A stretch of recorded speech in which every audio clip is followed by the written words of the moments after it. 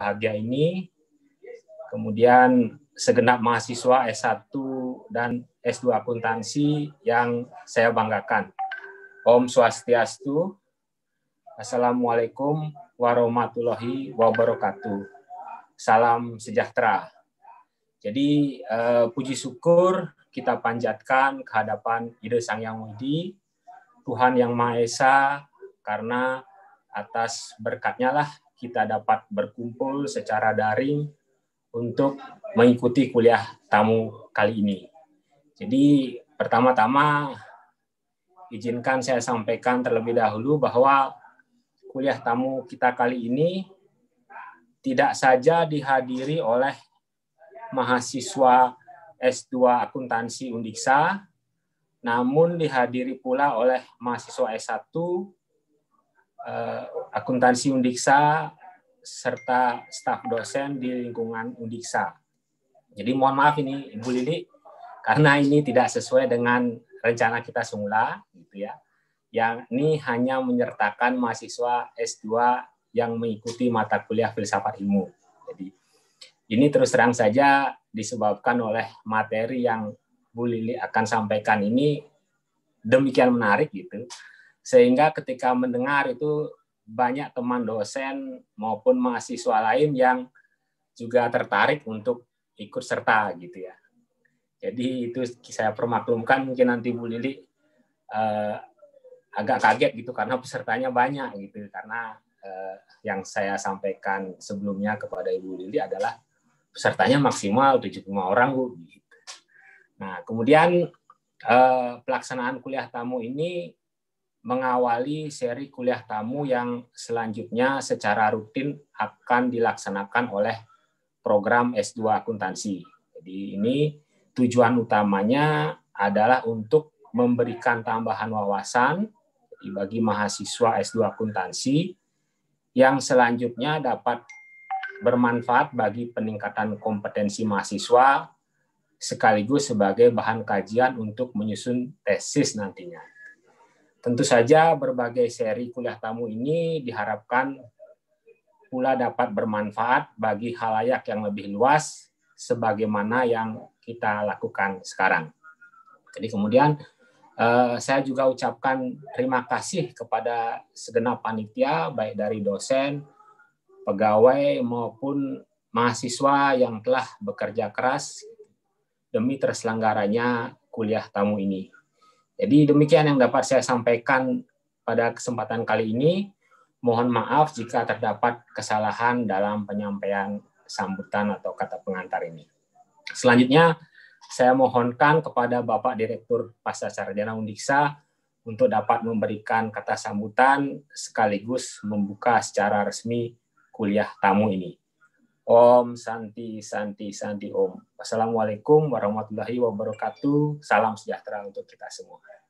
Silakan Bapak.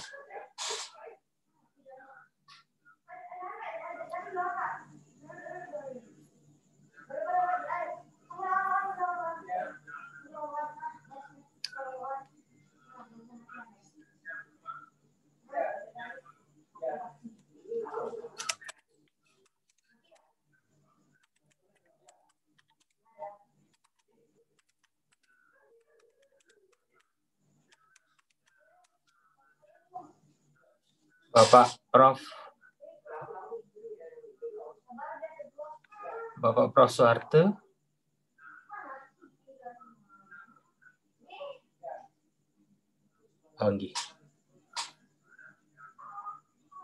Mungkin ada sedikit kendala teknis beliau. Tolong di unmute dulu oleh host nih, tolong. Pak Prof Soeharto.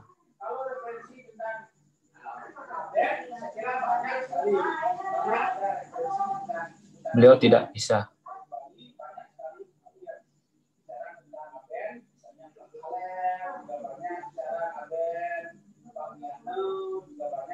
Udah. Ya, ampun. Mungkin ampun. Ya, tadi di unmute oleh host. Ya. Jadi semua Pak Ananta, Om Swastiastu. Om Swastiastu. Selamat malam. Assalamualaikum warahmatullahi wabarakatuh. Salam sejahtera. dan salam harmoni untuk semuanya.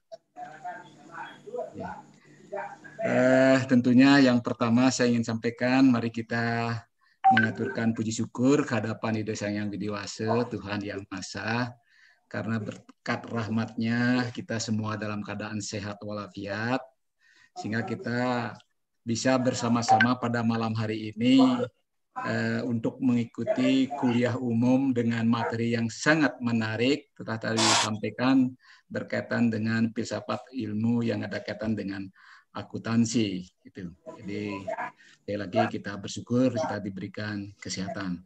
Yang terhormat Korprodi S2 Akuntansi Pak Ananta, kemudian Sekretaris Bu Desa, kemudian narasumber kita Ibu Dr. Lili Purwanti. Selamat malam Ibu Lili, dan terima kasih sudah berkenan sebagai dosen tamu untuk memberikan pengetahuan, pengalaman yang luar biasa tentunya kepada para dosen kami, kepada para mahasiswa kami. Terima kasih sekali lagi sudah bisa menyediakan waktu untuk berbagi sharing pengetahuan. Dan juga yang terhormat Bapak Ibu dosen yang sempat bergabung, kemudian para mahasiswa semuanya, baik S2, S1 maupun mahasiswa di luar akuntansi yang tentunya kami banggakan. Gitu. Jadi acara yang digagas oleh Pak Koprodi bersama sekretaris, tentunya kami atas nama pimpinan Pasca Sarjana sangat mengapresiasi acara-acara seperti ini yang syarat dengan nuansa akademik, di mana acara seperti ini sangat penting maknanya, sangat berarti bagi kita semua, tidak hanya untuk mahasiswa tetapi juga bagi kita selaku dosen. Karena ini akan menambah pengetahuan kita, pengalaman kita, sehingga kita bisa melihat sesuatu dari berbagai perspektif. Tentunya akan banyak hal-hal yang baru kita akan bisa dapatkan. Nah, itu akan memperkaya pengetahuan kita maupun pengalaman kita nantinya.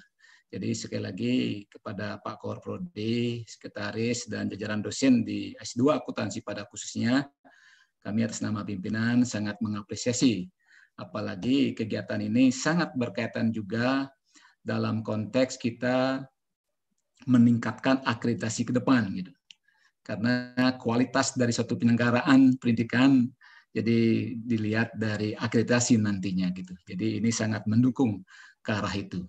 Nah, tentunya juga yang penting lagi adalah sekali lagi seperti saya sampaikan tadi, di dalam upaya peningkatan pengetahuan, pengalaman kepada para mahasiswa dan juga dosen. Apalagi ini diberikan oleh yang memang betul-benar sangat mumpuni, sangat berpengalaman dalam hal itu. Itu. Tentunya sekali lagi atas nama lembaga, atas nama Pasca Sarjana, sangat mengucapkan terima kasih kepada semuanya.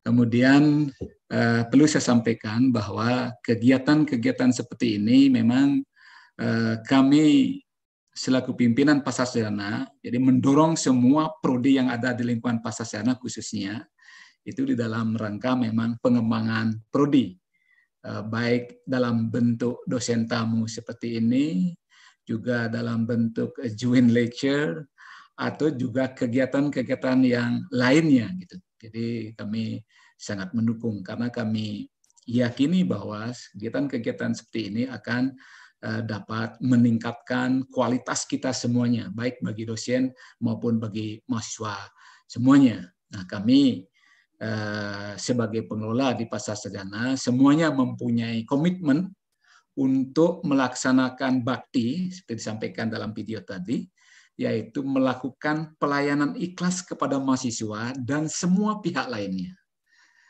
dalam rangka melahirkan atau menghasilkan lulusan yang bakti, yaitu yang berkarakter, yang adaptif, yang kolaboratif, yang terampil, dan yang inspiratif.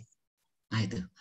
Jadi ya mudah-mudahan semua bentuk kegiatan baik yang dirancang oleh Pasca Sarjana maupun di tingkat prodi itu pada akhirnya dapat melahirkan, menghasilkan suatu lulusan yang bakti. Dengan bakti itu adalah satu akronim seperti saya sampaikan tadi, jadi berkarakter, adaptif, kolaboratif, terampil, dan inspiratif. Jadi dengan bakti itu kami yakini akan mampu ke depan menjadi manusia yang adaptif, yang akan selalu dapat menyesuaikan jika ada masalah, akan dapat mencari solusi yang optimal. Jika ada tantangan, tidak rapuh, kemudian akan bisa muncul suatu inspirasi-inspirasi baru, sehingga harapan kita ke depan semua lulusan pasca sarjana ya memang dapat eksis ke depan sesuai dengan tantangan yang ada, selalu mampu beradaptasi secara optimal. Nah, hal lainnya juga perlu saya sampaikan dalam kesempatan yang baik ini, pasca sarjana juga terus berupaya mengembangkan diri baik dari segi tata kelola maupun pembukaan prodi-prodi baru. S2 akuntansi ini adalah salah satu prodi dari 2 prodi, yaitu dengan dan ilmu manajemen yang termuda di pasca sarjana. Tetapi begitu lahir, peminatnya langsung tinggi. Nah, ini luar biasa ini. Di samping juga kerja kerasnya Pak Ananta selaku prodi bersama sekretaris, ini mendapat respon yang luar biasa. Sehingga semua jajaran pimpinan di Undiksa sangat mengapresiasi apa yang telah dilakukan oleh Pak Kaprodi bersama sekretaris. Karena ini langsung mendapat respon yang luar biasa dari masyarakat. Hal ini terindikasi dari banyaknya peminat mahasiswa yang kuliah di S2 akuntansi. Hanya saja kita masih memang dalam awal ini masih agak membatasi dalam penerimaan, belum full sekali gitu. Nah, manajemen juga demikian. Ini 2 prodi yang termuda. Nah, sekarang ini sedang kami mempersiapkan usulan baru untuk diketahui, tapi sudah keluar rekomendasi dari L2 Dikti, ada 12 prodi S2 maupun S3 yang kita akan buka di pasca sarjana. Beberapa prodi yang sangat prospektif dapat saya sampaikan. 1, S2 Digital Business. Ini prodi yang pertama di Indonesia akan kita miliki. Nah, Stungkare ini bisa berjalan dengan lancar. Sekarang ini sedang mempersiapkan proposalnya. Tapi rekomendasi dari L2 Dikti sudah turun. Jadi S2 Digital Business sesuai dengan perkembangan dunia digital yang ada. Yang kedua, kita juga membuka prodi digital pendidikan untuk program doktor. Nah, ini juga merupakan elaborasi dari teknologi pembelajaran. Gitu. Ada juga kepemimpinan pendidikan program doktor. Ada juga konseling dan psikoterapi. Nah, ini semua ini adalah prodi-prodi yang baru, belum masuk nomenklatur, belum ada di perguruan tinggi lain. Gitu. Jadi karena kami berpikir sesuai dengan visi Undiksa ingin unggul di Asia, agar kita bisa lebih cepat unggul, maka kita berupaya melakukan strategi yang agak beda dengan perguruan tinggi lain. Dalam arti, kalau prodi-prodi itu sudah established di perguruan tinggi lain, nah kita nampaknya sulit untuk bersaing. Untuk prodi yang sudah established, kita harus berupaya memikirkan prodi yang berbeda, namun benar-benar prospektif. Seperti misal kepemimpinan pendidikan, itu di tingkat Asia nanti kita yang pertama. Itu kita melihat di Harvard University ada prodi itu. Jadi kita mencoba mengembangkan itu. Semula 4 prodi yang saya sebutkan tadi itu ditolak oleh L2 Dikti. Jadi tidak serta-merta bisa direkomendasi. Tetapi setelah saya sampaikan reasoning prodi-prodi yang kita akan buka, jadi Pak Kepala L2 Dikti bisa memahami dan sangat mendukung pada akhirnya keempat prodi itu. Di samping prodi-prodi yang lain, ya ada prodi vocation, kemudian ada budaya dan tradisi lisan, jadi ada manajemen kelautan, itu juga prodi-prodi yang sedang kita proses. Kalau manajemen kelautan bahkan sudah submit kita proposalnya. Nah, semua itu sekali lagi dalam rangka memang meningkatkan kualitas dari perguruan tinggi kita dan juga berupaya bagaimana kita bisa unggul yang lebih cepat dengan kualitas yang tinggi dan bisa unggul. Jadi karena itu kita harus memang menunjukkan sesuatu yang spesifik. Ada ciri yang spesifik. Jadi itulah sebabnya juga mata kuliah kita, terutama di Pasca, juga kita melahirkan mata kuliah yang bernuansa THK atau mempunyai perspektif THK, ya, yang tidak dimiliki oleh perguruan tinggi lain. Dengan demikian harapan kita memang benar-benar akan menjadi atau mempunyai satu daya tarik yang tinggi, baik oleh calon mahasiswa maupun oleh pihak-pihak lain. Kalau seperti digital bisnis itu yang saya sampaikan tadi, jadi ada sudah pihak dari Singapura untuk yang kita akan ajak bekerja sama ke depan. Jadi Prof. Fong namanya itu sangat mendukung dan respect terhadap prodi yang kita akan kembangkan. Dan profil yang kita inginkan adalah salah satunya adalah sebagai calon dosen, di samping sebagai profesional, kemudian juga sebagai e-commerce maupun yang lainnya.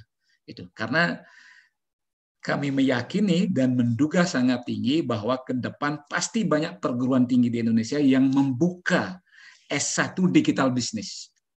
Tetapi di sisi lain akan kendala masalah dosen. Karena itu kita Undiksa tampil pertama untuk melahirkan calon-calon dosen di prodi digital business. Nah, itu. Nah, semoga ini bisa berjalan dengan lancar.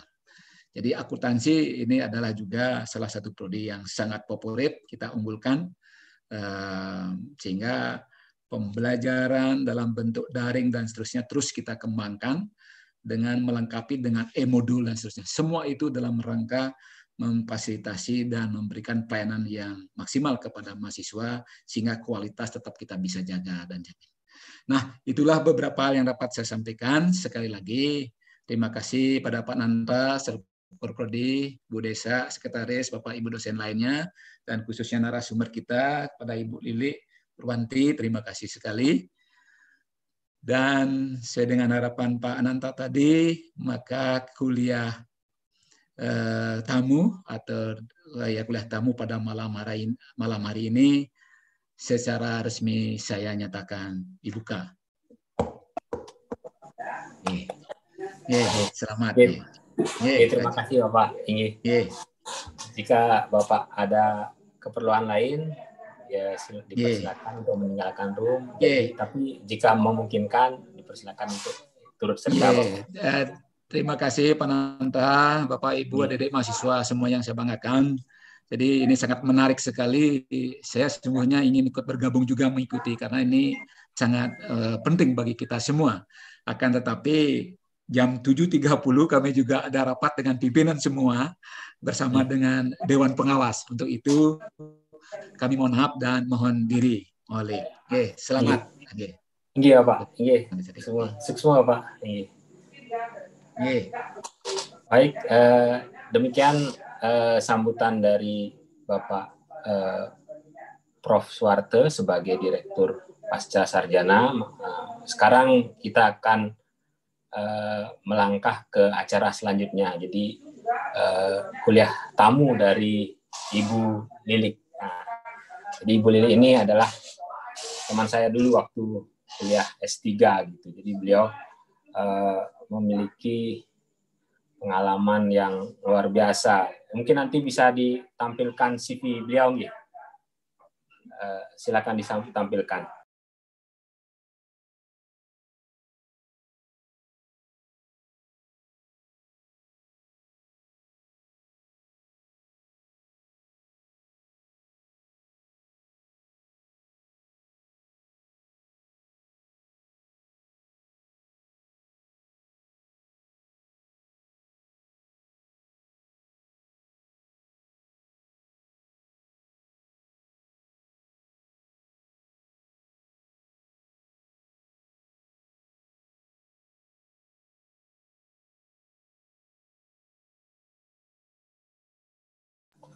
Baik, jadi di sini kita bisa lihat bersama, ya.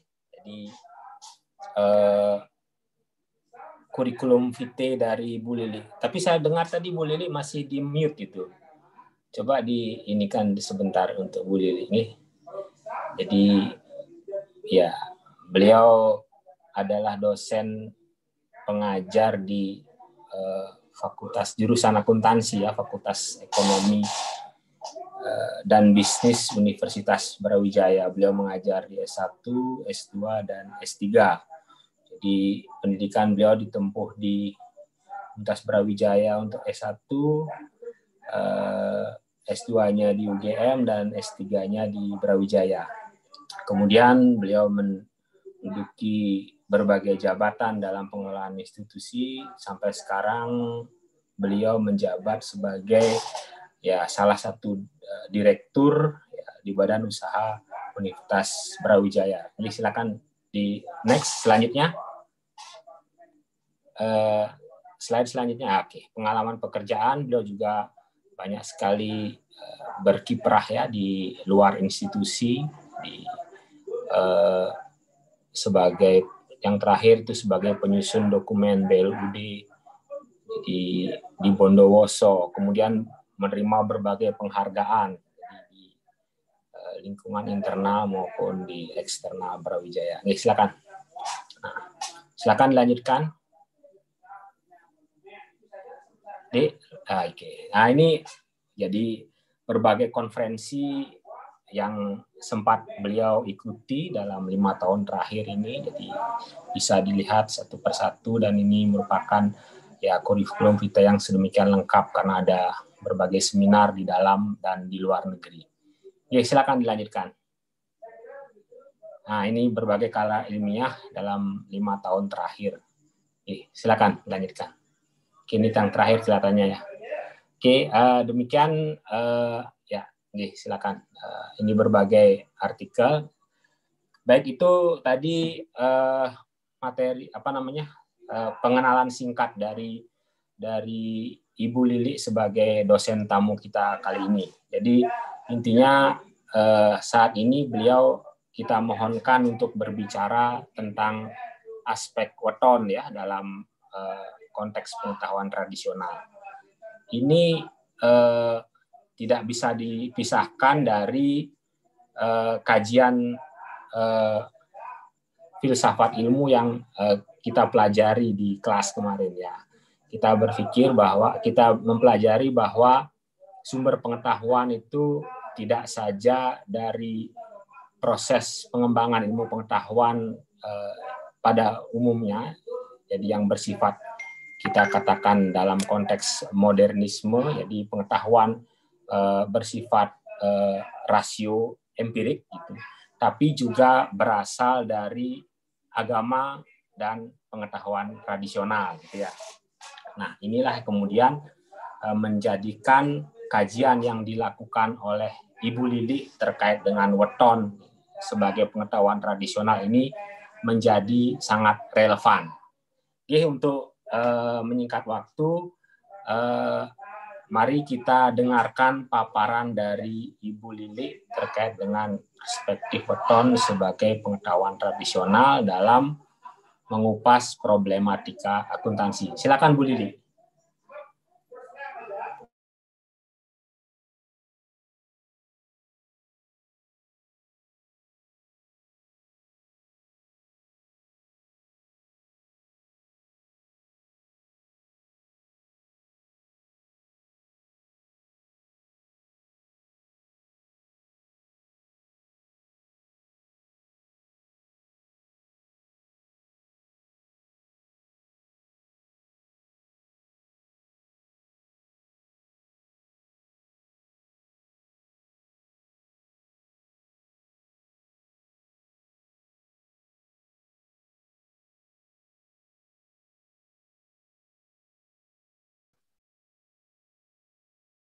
Oke, selamat malam. Sudah didengarkan suara saya, Pak?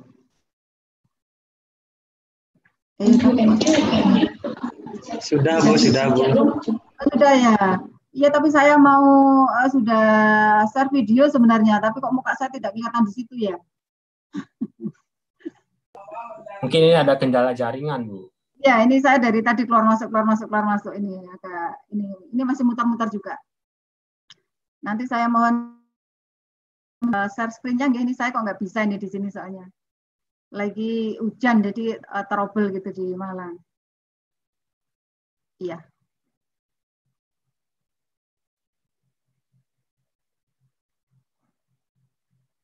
Oke.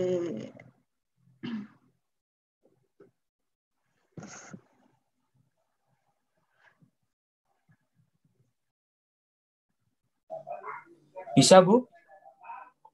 Atau ditampilkan oleh panitia aja ya, Dedandi? Kita sudah pesan sama Bu Desa untuk bisa di share screen. Oh ya, nggih. Silakan Bu Desa. Jadi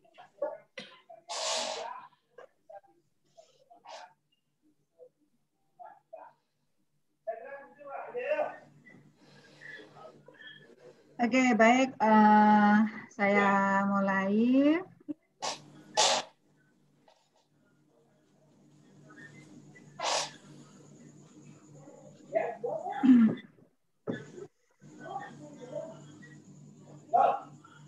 Sama lagi ya, Pak Ananta?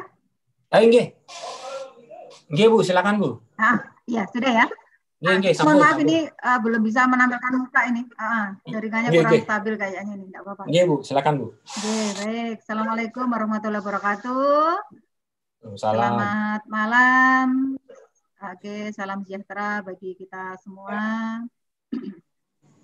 Mudah-mudahan yang hadir pada malam hari ini semua dalam keadaan sehat walafiat, mengingat kondisi yang belum memungkinkan untuk kita saling bertatap muka. Yang saya hormati tadi Profesor Dr. Triputu Sudata tadi ya, Bapak Direktur Pasca Sarjana, mungkin sudah meninggalkan Zoom ini, gitu ya. Yang terhormat juga Pak Dr. Ananta, ini sahabat saya, teman kuliah tadi sudah disampaikan, saya sudah mendengar tadi. Kemudian Ibu Dr. Desa, ini juga masih hangat, lulus dari PDIA UB, gitu ya. Jadi banyak sahabat-sahabat saya yang ada di Bali, khususnya di Undiksa. Oke, terima kasih banyak sudah diizinkan untuk bisa bergabung di dalam kuliah tamu ya, namanya kuliah tamu sebenarnya sama juga dengan saya mengajar gitu ya, Pak Nanta mengajar, Bu Desa mengajar gitu ya, sama seperti itu gitu ya. Cuma bunyinya kuliah tamu. Nah, sharing ilmu. Jadi sebenarnya apa yang saya sampaikan nanti beberapa teman-teman sudah pernah membaca gitu ya, membaca disertasi saya atau membaca tulisan saya gitu ya, terkait dengan budaya Jawa. Jadi budaya Jawa ya, khususnya weton, kalau diistilahkan di Jawa itu adalah weton.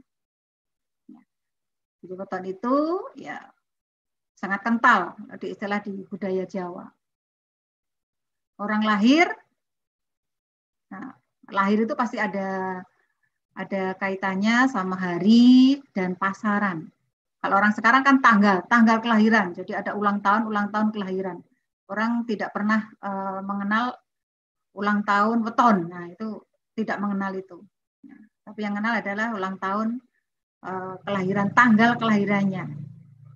Nah, jadi ulang tahun sebenarnya ulang tanggal bukan ulang tahun ya. Kalau ulang tahun kan nggak bisa diulang tahunnya, ulang tanggal sebenarnya. Oke, ini bisa di-share, ini sudah kelihatan di-share kah? Saya kok tidak bisa melihat paparan saya.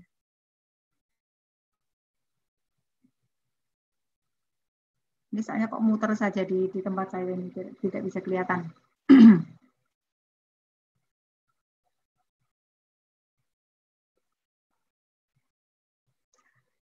Oke, sesuai dengan judul yang diberikan adalah akuntansi dalam perspektif weton sebagai pengetahuan tradisional. Jadi ini adalah ilmu tradisional atau konvensional gitu ya. Ya kalau kita di Jawa pasti pernah mendengar lah yang namanya weton ini pasti pernah mendengar.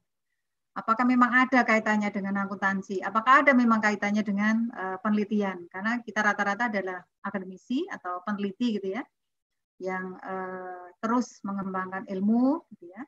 Nah, di dalam riset saya gitu ya, riset saya memang itu adalah akuntansi perilakuan sebenarnya. Jadi melihat bagaimana sih pengguna laporan keuangan itu memaknai praktek manajemen laba. Tapi saya lihat mengapa mereka atau informan tersebut memaknai seperti itu. Itu saya lihat bagaimana perilakunya. Ya, bagaimana perilakunya. Oke. Pak Ananta, apakah sudah di share screen? Sudah kelihatan, saya aja yang belum kelihatan? Belum lihat?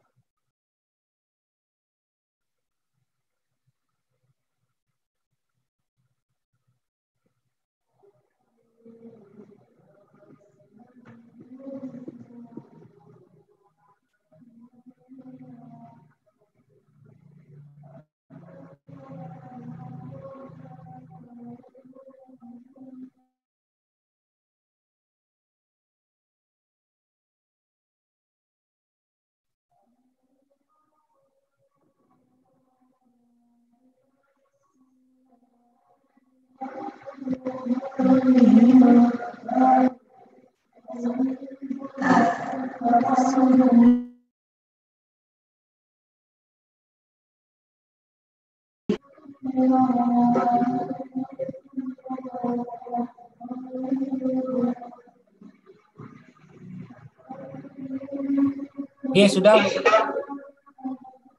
Bu Lili. Sudah kelihatan ya? Ya, ya. Nah, ini mungkin saya aja mungkin yang mungkin saya aja yang nggak bisa lihat ya. Iya. Mungkin karena jaringannya jelek ini. Ya, nggih. Jadi saya itu bisa lihat Pak Ananta, bisa kedengaran suaranya Pak Ananta, tapi saya tidak bisa melihat tayangannya. Oke, nggak apa-apa. Nanti kenapa bisa begitu ya? Saja.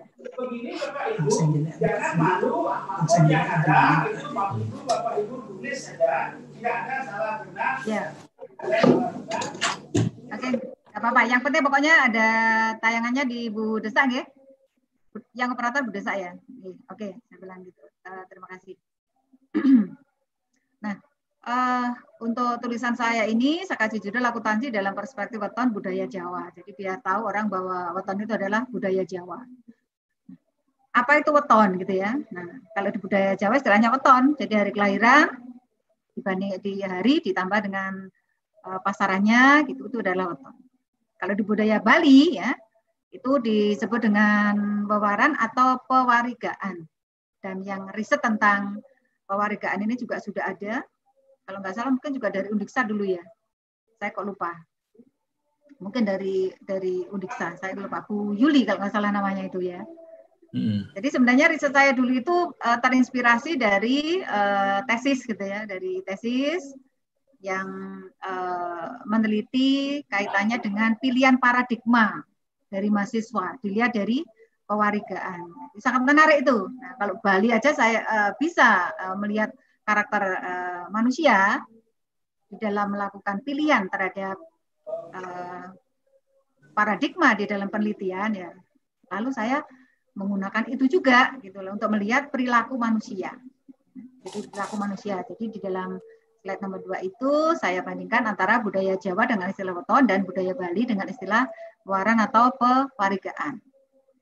Oke, next di slide 3. Nah, mungkin yang belum tahu gitu ya bahwa weton itu adalah falsafah Jawa yang merupakan gabungan dari hari dan pasaran kelahiran. Nah, kalau hari ada 7, mulai dari Senin, Selasa, Rabu, Kamis, Jumat, Sabtu, dan Minggu. Sama juga di Bali. Kemudian kalau pasaran itu ada 5. Makanya kalau orang Jawa bilang sepasar itu artinya 5 hari. Ya, jadi Legi, Paing, Pon, Wage, Kliwon.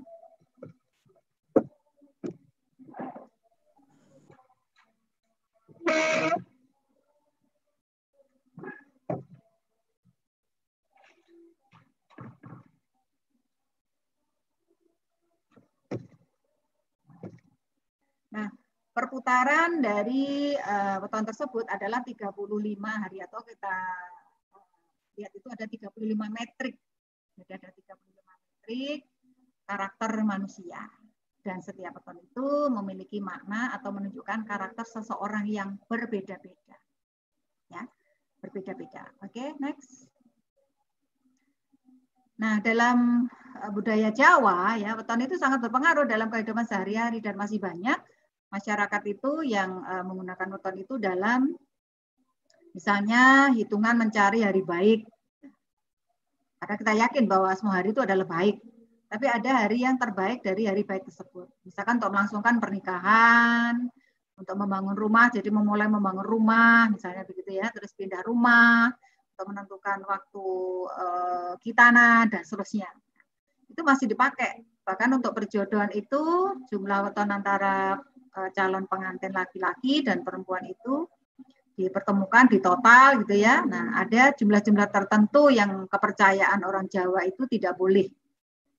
Ya, kalau tidak boleh itu sebenarnya secara empiris itu berdasarkan pengamatan saja gitu ya, menggunakan pengamatan bahwa kalau pasaran tertentu ya, ketemu dengan pasaran yang lain atau weton tertentu ketemu dengan weton yang lain dengan jumlah tertentu itu tidak boleh karena mungkin terjadi sesuatu pada zaman dulu itu sehingga nenek moyang kita itu melarang untuk bisa melanjutkan sebuah pernikahan.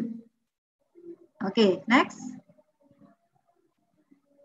Nah, mungkin dari Bapak Ibu ada yang belum tahu gitu ya, atau lupa, ya, lupa wetonnya itu apa, ya, lupa wetonnya itu apa. Nah, Bapak Ibu sebenarnya bisa cari itu, membuat bantuan internet gitu ya, jadi berdasarkan tanggal kelahiran, ya. Kalau Bapak Ibu sekarang kalau jadi pegawai itu kan ada NIP-nya. Nah, NIP-nya itu kan depan itu mesti tahun, bulan, tanggal itu ya. Nah, itu bisa dimasukkan aja di dalam rumus itu. Nanti akan keluar Bapak Ibu itu lahir pada hari dan pasaran apa. Kalau pengen tahu juga maknanya apa ya itu ya gitu ya.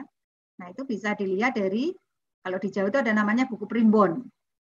Ya, di Tajemur ada makna namanya gitu ya. Kalau di Bali lupa. Kalau saya kemarin tanya itu dari teman-teman di Bali itu ada kalender, katanya di dalam kalender itu setiap hari atau pasaran itu ada maknanya gitu ya di dalam kalender itu. Nah, saya belum pernah lihat itu. Katanya di balik kalender itu ada makna dari setiap pewarigaan.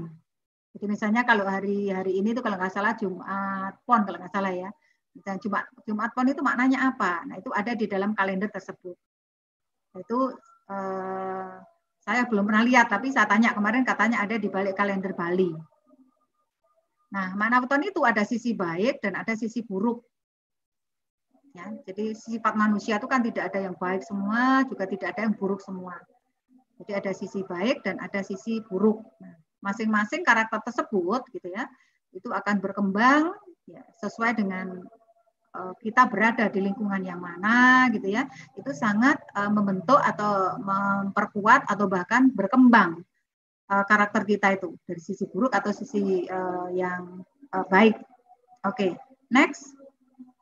Nah, ini saya kasih contoh di slide nomor 6 ini ya. Di slide nomor 6 ini. Mana karakter manusia berdasarkan weton atau pewarigaan. Jadi ini saya bandingkan antara Bali dengan Jawa. Nah, jadi saya cari yang hari ini. Jadi hari ini adalah Jumat Pon ya. Kalau menurut Bali, perakiraan watak orang kelahiran Jumat Pon adalah dipengaruhi oleh lintang perahu pegat. Nah, ini saya juga kurang paham ini apa gitu ya. Cuma wataknya ya itu suka bergaul ya, baik hati, jujur, mengenal manusia dari kemanusiaan, tapi suka dipuji dan suka memperlihatkan kekayaan atau kepandaiannya. Jadi kalau Bapak Ibu lihat karakter Jumat Pon ini ya, ada sisi baik, ada juga sisi buruknya. Ya. Kalau di Jawa, coba lihat Jawa. Kalau Jawa itu pakai bahasa Jawa itu ya. Jadi wegik sajroning pikir yen ora kaduga mlengos ewa atine kang olo. Kalau di bahasa Indonesia kan ya mantap dalam berpikir. Jadi mungkin cerdas gitu mungkin ya. Sering berubah tiba-tiba tanpa diduga, hanya hatinya yang buruk. Nah, ya. Jadi ada sisi baiknya, ada sisi buruknya. Kemudian slide berikutnya saya kasih contoh yang kemarin. Nah, kemarin itu adalah Kamis Pahing ya. Dipengaruhi oleh lintang salah ukur. Nah, ini yang tahu Bapak Ibu yang dari Bali gitu ya. Tapi artinya bahwa orang atau seseorang yang lahir pada Kamis Pahing itu bercita-cita tinggi, berkelakuan keras, gemar mencari kemajuan lahir batin, serta suka dengan sanak keluarga. Tapi hatinya keras dan suka menyinggung atau menghina orang. Nah, ini ada sisi baik, ada sisi buruknya juga. Kemudian kalau di Primbon Jawa, Kamis Pahing itu ada tentrem, anteng, tan amikir, maju gawe temen. Nah, artinya gitu ya, selalu tentram dan tenang. Tidak banyak berpikir, bersungguh-sungguh dalam bekerja, karirnya bisa tinggi dan dekat dengan penguasa. Dalam segala hal pekerjaan sedang-sedang saja. Nah, mengapa ini kok ada sisi baik dan ada sisi buruk? Nah, nanti akan saya singgung terkait sama filsafat ilmu dan metodologi. Oke, slide berikutnya. Nah, kalau di Jawa itu masih kental dengan namanya itu Nironi hari kelahiran. Jadi memperingati hari kelahiran, bukan ulang tahun, ya, tapi memperingati hari kelahiran. Yang paling sederhana biasanya itu menggunakan jenang gitu ya. Jadi jenang abang sama jenang putih. Jadi kalau jenang putih itu sebagai penghormatan dan harapan seseorang yang ditujukan kepada orang tua. Ya, untuk mendapatkan restu atas keselamatan kita. Nah, bubur putih itu sendiri dimasukkan sebagai bibit dari ayah atau sperma, karena sperma itu kan warnanya putih ya. Nah, tapi kalau jenang abang, nah itu lambang dari bibit dari ibu dari darah merah. Nah, sebenarnya kalau jenang atau bubur abang putih itu ya diartikan sebagai simbol sebenarnya bahwa anak manusia itu pernah dilahirkan gitu ya, karena ada pertemuan darah ayah dan ibu. Jadi makanya kita patut bersyukur karena pernah dilahirkan. Ya, makanya kita harus bersyukur ya. Selain berdoa juga mungkin ada beberapa masyarakat itu yang masih menggunakan adat gitu ya. Mungkin dengan membuat tumpeng atau mungkin hanya sekedar membuat jenang misalnya gitu ya. Nah, itu sebenarnya adalah bentuk rasa syukur bahwa kita pernah dilahirkan. Oke, slide berikutnya. Ini bentuk selamatan itu ya. Jadi ada selamatan yang menggunakan nasi misalnya gitu ya. Di situ ada mie. Kalau mie mungkin sudah modern gitu ya. Nah, ada sayuran misalnya gitu ya. Nah, ini masih banyak dijumpai untuk selamatan-selamatan seperti ini. Oke, next. Nah, weton kearifan lokal tergerus globalisasi. Nah, jadi anak-anak sekarang itu yang sudah masuk kaum milenial gitu ya, mungkin sudah tidak tahu lagi kapan hari ya pasaran dilahirkan. Nah, jadi dampak negatif dari globalisasi terhadap budaya gitu ya, itu sebenarnya ya akan luntur sikap nasionalisme kita itu. Budaya ketimuran ya juga mungkin sudah berkurang atau bahkan beberapa sudah hilang. Kemudian budaya lokal dari individu dan masyarakat itu juga akan luntur dengan adanya globalisasi terhadap budaya. Kemudian globalisasi itu menciptakan budaya baru yang bersifat global. Yang artinya melunturkan budaya yang lama dari sebuah bangsa. Ya, ini pendapat dari Srebeni Muhammadi. Oke, next. Nah, bagaimana supaya kita itu tetap menguri-uri gitu ya, kalau orang Jawa itu menguri-uri budaya atau kearifan lokal. Ya, coba kita ubah mindset kita ya, tentang kearifan lokal itu jelek, kampungan, tidak berkualitas gitu ya. Jadi kalau orang anak-anak sekarang mungkin wah itu kuno itu ya gitu ya. Atau kampungan. Kalau kita harus melakukan sebuah adat yang menganut kearifan lokal misalnya gitu ya. Nah, itu harus kita hilangkan. Nah, itu adalah budaya zaman dulu ya gitu. Jadi kita sebenarnya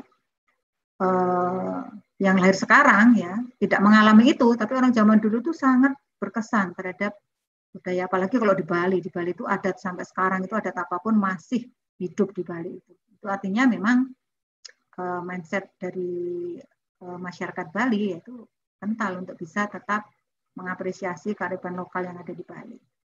Kemudian menggali potensi dari budaya, kearifan lokal, serta sumber daya lokal melalui riset. Nah, ini termasuk saya ini adalah salah satu, Pak Nanta juga salah dua, dan mungkin banyak sekali gitu ya yang mengembangkan riset menggunakan perspektif budaya lokal.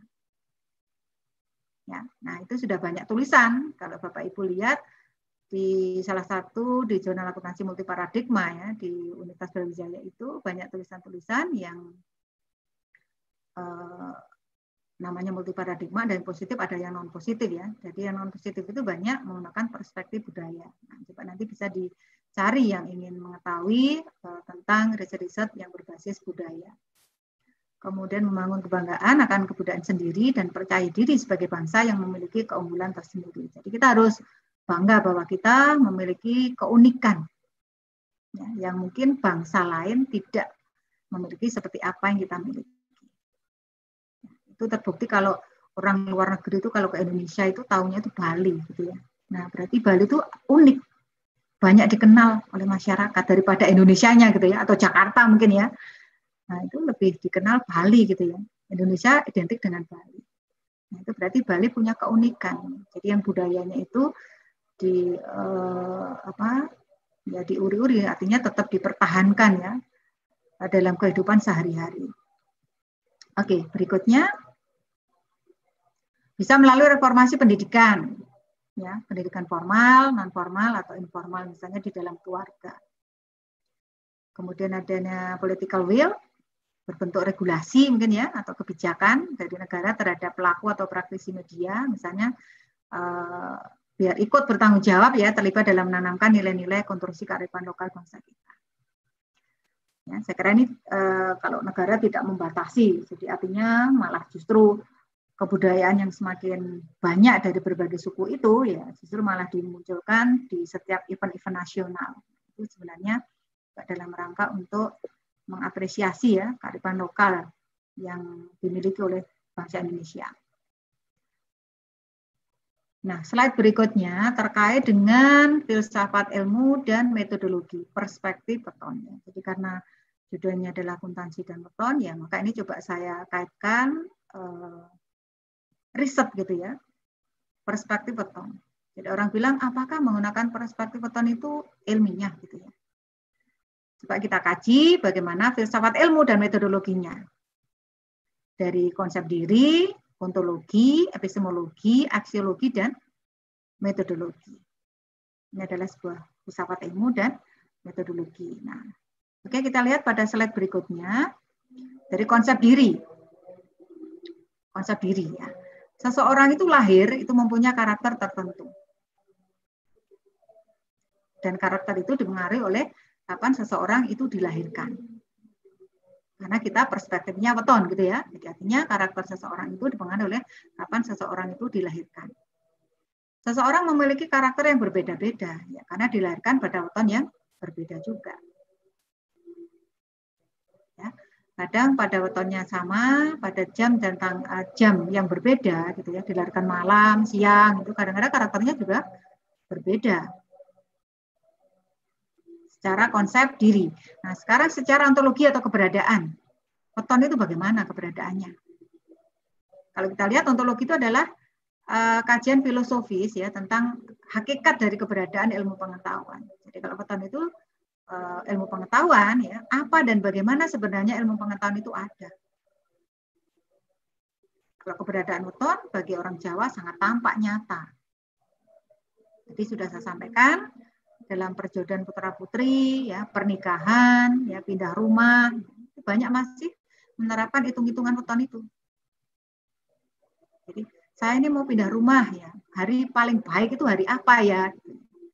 Bukan tanggal berapa, tapi hari. Baru nanti ketemu hari, ya, baru dicari. Oh ini adalah tepatnya tanggal sekian. Itu masih digunakan. Ya, terbukti kalau pada bulan-bulan tertentu ramai orang punya hajat, tapi bulan tertentu sepi misalnya gitu ya. Nah, itu ada hitung-hitungannya. Kalau saya suruh ngitung ya saya nggak ngerti juga kan ya. Gitu saya juga tidak paham gitu ya bagaimana cara ngitungnya kok mengapa bisa ketemu seperti itu. Dan setiap orang ya yang pandai menghitung itu ya hitungannya itu kok sama ya gitu ya. Jadi kalau ada di tempat daerah tertentu banyak orang menikahkan ya putra-putrinya, tempat lain juga sama gitu. Berarti kan hitung-hitungannya itu menghasilkan angka yang sama sehingga bisa ketemunya angka yang sama sehingga event-event itu terjadi pada waktu yang bersamaan. Oke, next. Nah, ini saya kasih contoh nih. Contoh yang beberapa tahun yang lalu gitu ya. Ada vokalis band terkenal ya, Ungu ya, yaitu Pasha itu menikah dengan Adelia. Bertepatan dengan hari kelahirannya. Nah, maharnya apa? Maharnya adalah emas 27 gram. Sesuai dengan tanggal kelahiran Pasha. Artinya apa? Ya, Pasha itu berarti masih ingin mengingat gitu ya, bahwa saya pernah dilahirkan pada tanggal 27. Sehingga momen ini digunakan untuk menentukan jumlah mahar. Jadi ini salah satu bukti kan bahwa hari kelahiran itu masih diingat gitu ya, dan mungkin diperingati juga ya, bahkan dijadikan momen bersejarah bagi seseorang ya, selain tanggal kelahiran. Ternyata masih ada di zaman seperti sekarang ini gitu ya, masih ada yang menggunakan itu. Oke, berikutnya, slide berikutnya, secara epistemologi. Nah, epistemologi, bagaimana sih ilmu pengetahuan itu ditemukan gitu ya. Nah, proses bagaimana manusia dapat mengetahui sesuatu dan dari mana pengetahuan itu dapat diperoleh. Ini menjadi perdebatan gitu ya. Jadi apakah weton itu ilmiah atau tidak gitu ya. Nah, coba kita ikut ini. Apakah ilmiah atau tidak weton itu ya. Bagaimana proses memperolehnya. Secara epistemologi bahwa makna weton itu dihasilkan dari pengamatan masyarakat Jawa yang dilakukan berulang-ulang atas perilaku dan karakter manusia. Nah, kalau di penelitian itu kan metode pengumpulan data itu ada wawancara, ada observasi, dokumentasi gitu ya, FGD. Nah, ini sebenarnya menggunakan pengamatan observasi. Jadi observasi itu dilakukan berulang-ulang atas perilaku atau karakter manusia yang lahir pada weton tertentu. Nah, sehingga tadi di dalam makna karakter manusia itu tidak satu atau tunggal, tapi banyak. Ada banyak sisi positif, ada banyak sisi negatifnya. Jadi tidak tunggal, tidak hanya ini baik, ini cantik, ini kaya, tidak, tapi banyak maknanya. Karena itu melalui pengamatan yang berulang-ulang. Kalau di falsafah Jawa itu disebut dengan ilmu titen atau ilmu observasi, ya, dititeni itu melalui observasi. Ya, dan catatan itu tentang makna itu oleh orang Jawa gitu ya, dibukukan ke dalam namanya itu buku Primbon Jawa. Dan ini banyak dijual di toko-toko buku. Kalau Bapak Ibu ingin mendapatkan tentang buku Primbon Jawa itu banyak dijual di toko-toko buku. Jadi pengamatan itu dilakukan berulang-ulang. Ya, sehingga sampai ada makna karakter manusia yang lahir pada weton tertentu. Ini secara epistemologi. Oke, next. Nah, beberapa metode untuk memperoleh pengetahuan. Nah, diantaranya adalah metode empiris. Ini ditemukan oleh Bapak Empirisme Britania, yaitu John Locke.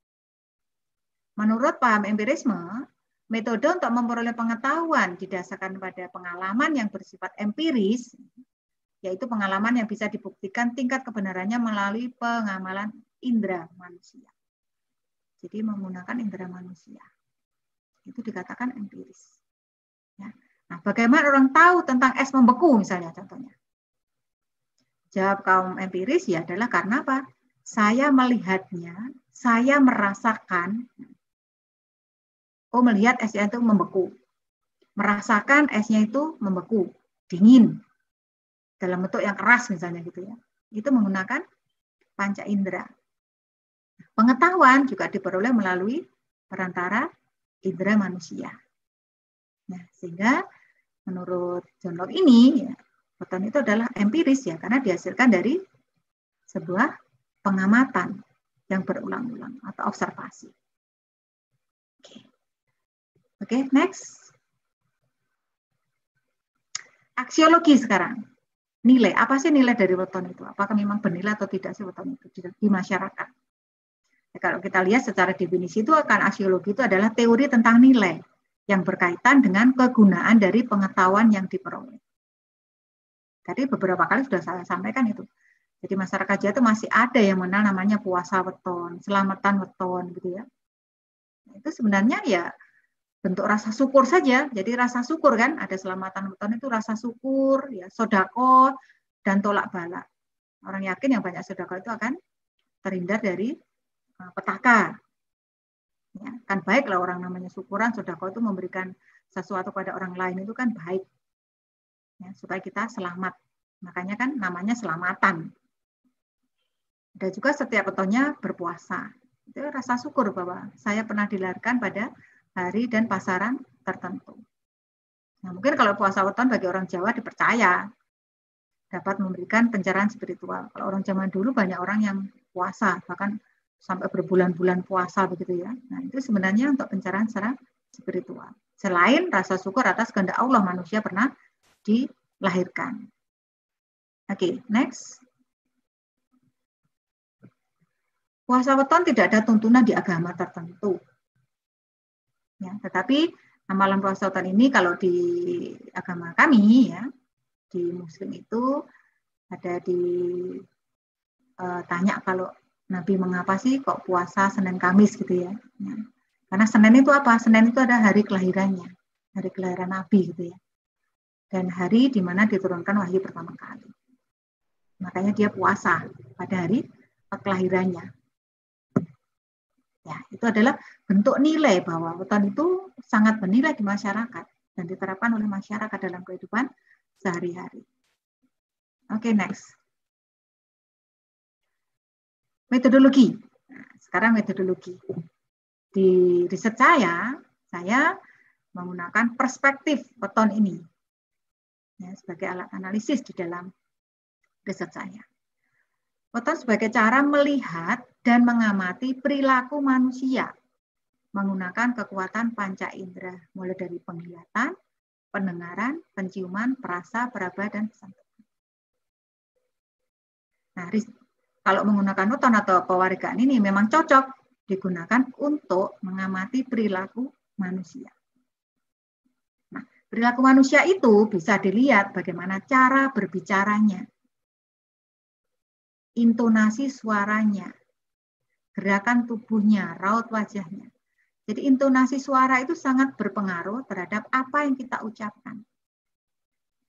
Orang misalkan ngajak, ayo makan, misalnya gitu ya, berarti mengajak makan. Tapi kalau ayo makan, bisa jadi, oh tidak boleh dimakan. Atau dengan kata lain jangan dimakan gitu kan. Nah itu juga berbeda. Makanya intonasi itu sangat menentukan atau memberikan petunjuk bagaimana perilaku seseorang tersebut. Ya, jadi dari cara berbicaranya, mungkin dengan cara yang halus atau dengan cara yang keras nadanya, misalnya begitu ya, gerakan tubuhnya, misalnya dengan menghentak-hentakkan tangan, gitu ya. Nah, itu sebenarnya itu adalah perilaku. Itu adalah perilaku. Oke, berikutnya. Akuntansi dan budaya Jawa. Nah, ini tadi kaitannya gitu ya. Kaitannya, karena saya di Jawa, saya pakai budaya Jawa. Ke 2007 mengatakan bahwa jika interaksi budaya dan akuntansi pada saat ini tidak dapat dihindari dan bahkan berpengaruh dalam praktek akuntansi secara internasional. Nah, coba kita lihat. Sudah banyak ini yang melakukan riset ya tentang adopsi FRS. Dikaitkan sama budaya. Adopsi FRS itu budaya atau bukan ya? Penting bagi kita untuk bisa memahami bagaimana dampak itu terjadi di masyarakat. Ya, penelitian ini sudah banyak dilakukan. Ya. Bapak Ibu bisa searching ya, terkait dengan implementasi akuntansi dikaitkan atau diinteraksikan dengan budaya. Budaya manapun saya kira. Jadi tidak hanya budaya Jawa. Adopsi FRS, perspektif misalkan ya, budaya apa. Ya, itu bisa.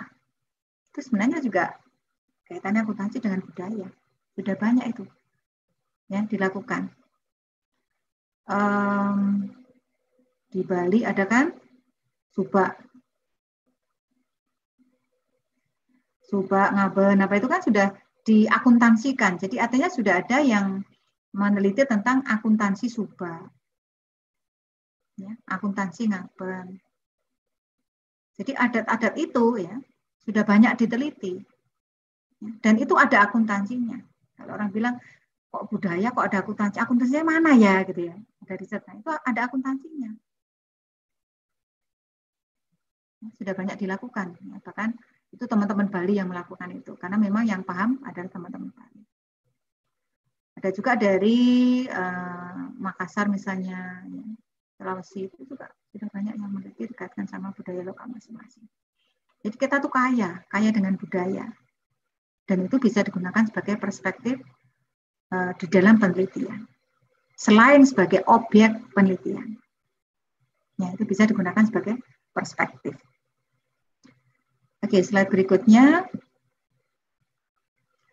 Penelitian dengan perspektif weton. Saya sudah punya ini tulisan ini ya. Jadi yang pertama adalah disertasi saya yang berjudul Makna Praktek Manajemen Laba dengan Analisis Weton. Itu adalah disertasi. Kemudian yang masuk di Jamal 2015, nanti Bapak Ibu bisa cari kalau ingin membaca dia mengenai refleksi perilaku pengguna laporan keuangan atas praktek manajemen laba dalam perspektif weton.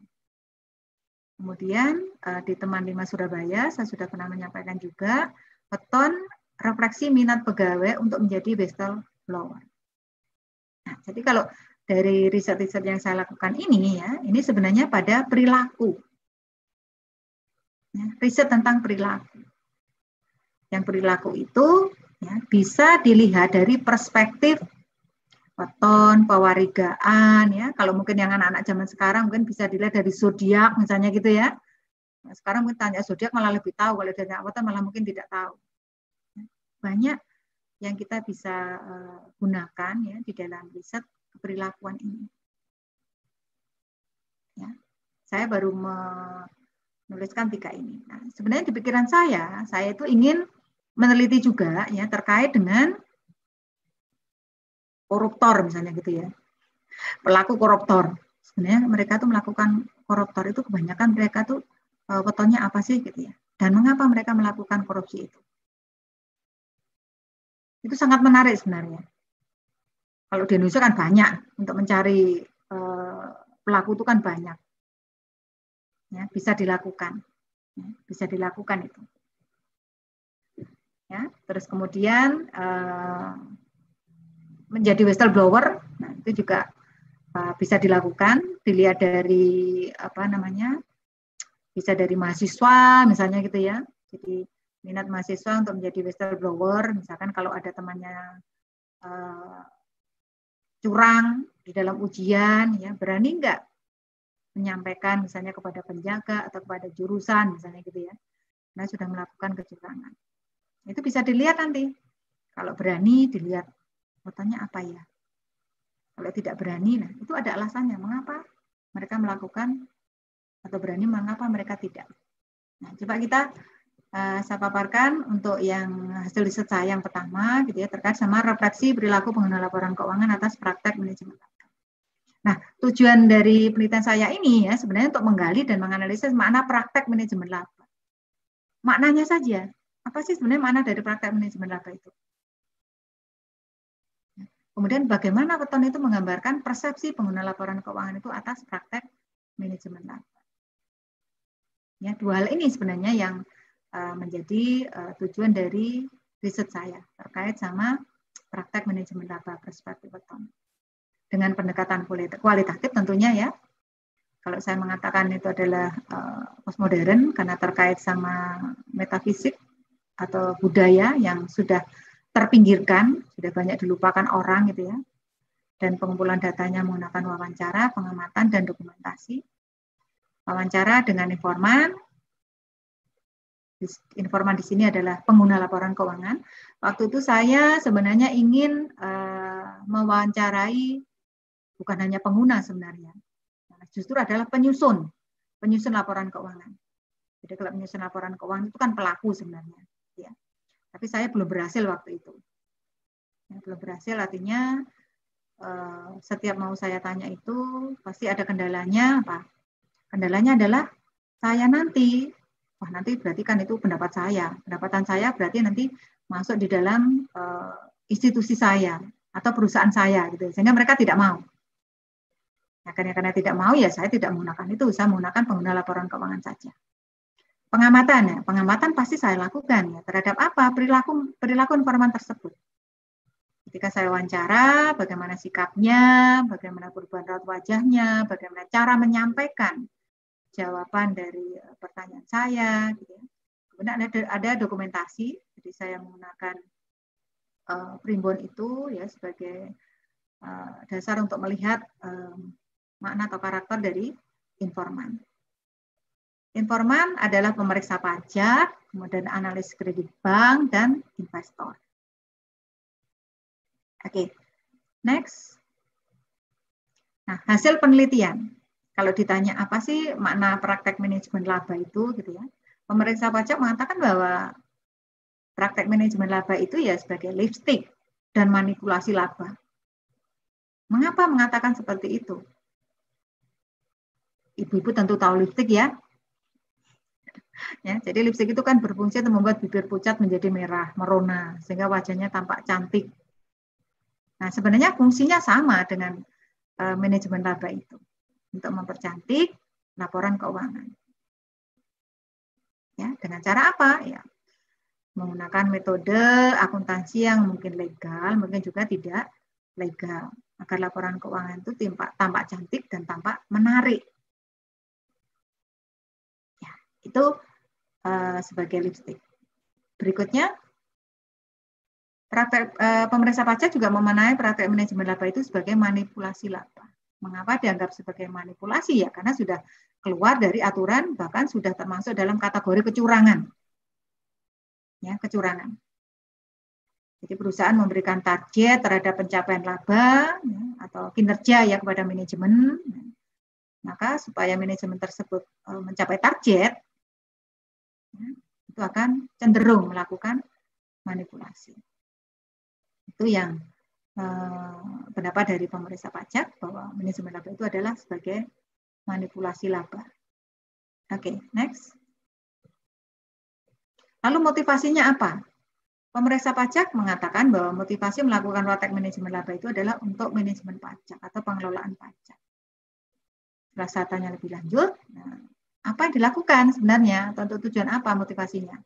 Untuk mengurangi beban pajak atau menghindari pemeriksaan pajak jika wajib pajak itu lebih bayar.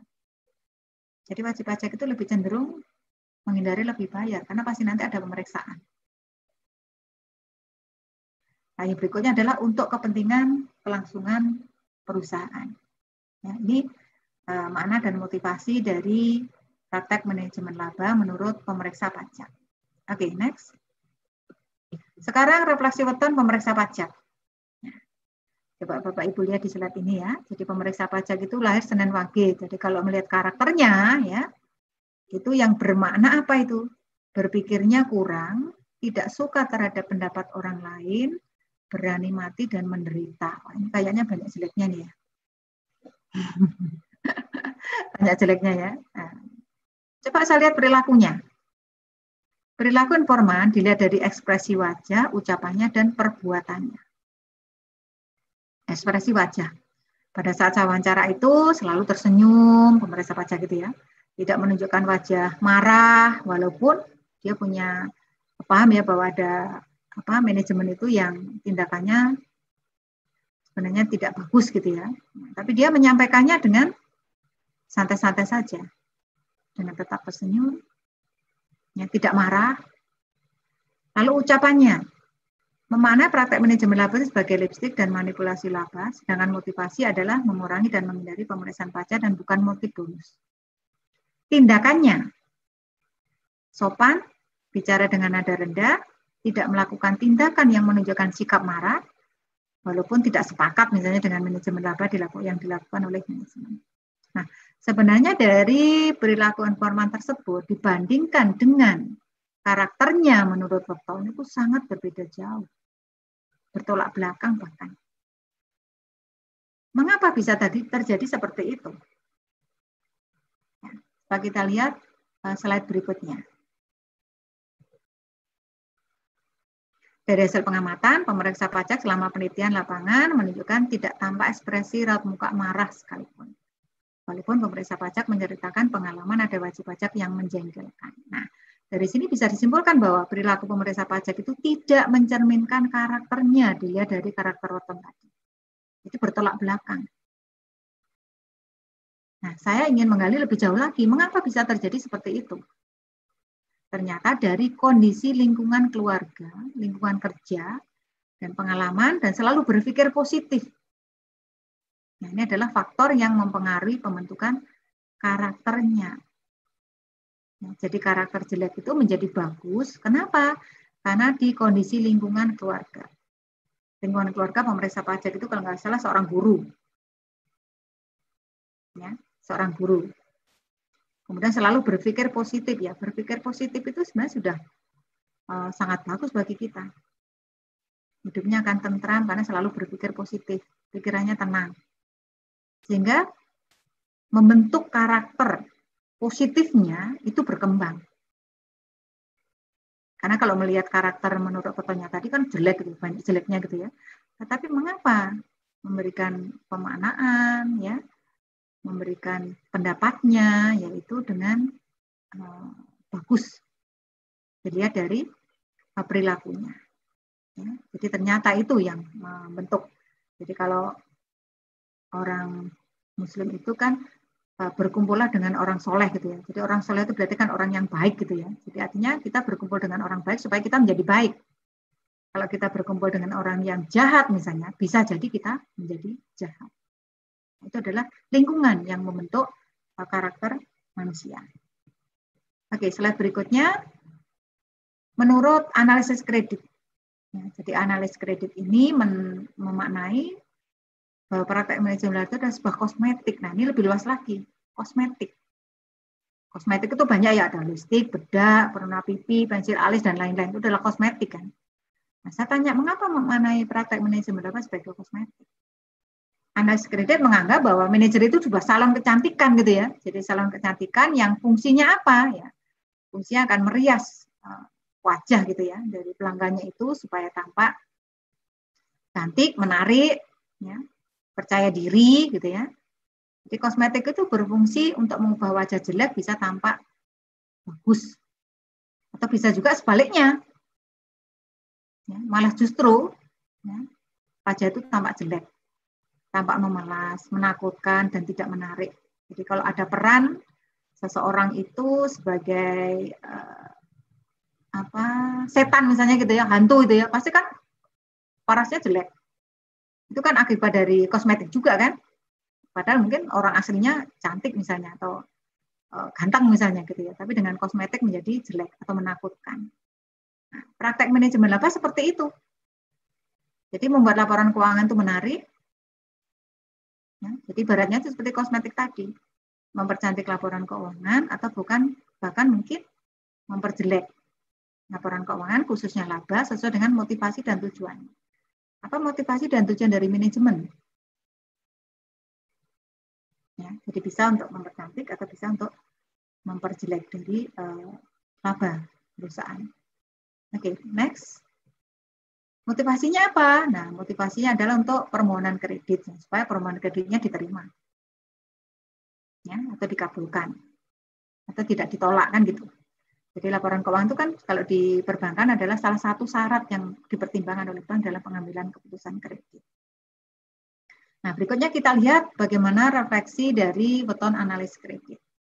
Analis kredit ini lahir pada Senin Pon. Karakternya, ya, kalau di bahasa Indonesia kan adalah bicaranya manis, dapat menyenangkan pikiran sesama, dan pandai mencari rezeki. Nah, ini banyak bagusnya nih. Ya, bahkan hampir semuanya bagus. Menyenangkan, itu berarti kan bagus semua. Nah, dari hasil pengamatan, perilakunya sopan, ramah, selalu sabar dalam menghadapi masalah, dan bersikap sayang dengan siapa saja. Temannya, orang tuanya, ya. Jadi saya beberapa ini juga melakukan wawancara dengan temannya ya atau koleganya gitu ya untuk bisa meyakinkan ya bahwa perilakunya itu memang seperti yang saya amati. Di sini disimpulkan bahwa perilaku analisis kredit itu mencerminkan karakternya. Ya, jadi karakternya kan tadi bicaranya manis berarti bicaranya baik-baik, yang baik gitu ya. dapat menyenangkan pikiran sesama, pandai mencari rezeki, itu positif semua. Nah, apa? Ternyata karakter tersebut ya, berkembang, karakter baik berkembang tersebut karena lingkungan keluarga. Jadi lingkungan keluarga itu memperkuat karakter baiknya itu berkembang. Itu dilihat dari analis kredit. Kemudian berikutnya, menurut investor memanai manajemen laba itu akal-akalan manajemen itu, ya, atau tindakan manipulasi. Ya, karena praktek manajemen laba itu sudah tidak sesuai dengan prinsip prinsip akuntansi berterima umum. Lebih ditujukan pada keuntungan pribadi. Kita lihat motivasinya. Motivasinya untuk mendapatkan bonus. Nah, berarti kan kepentingan pribadi. Manajer termotivasi dengan bonus. Gitu. Dia akan menggunakan metode akuntansi untuk meningkatkan laba yang dilaporkan pada periode berjalan. Atau mungkin dengan cara memindahkan, menggeser ya dari laba periode mendatang ke periode sekarang. Supaya apa? Supaya periode sekarang ini targetnya tercapai untuk bisa memperoleh bonus.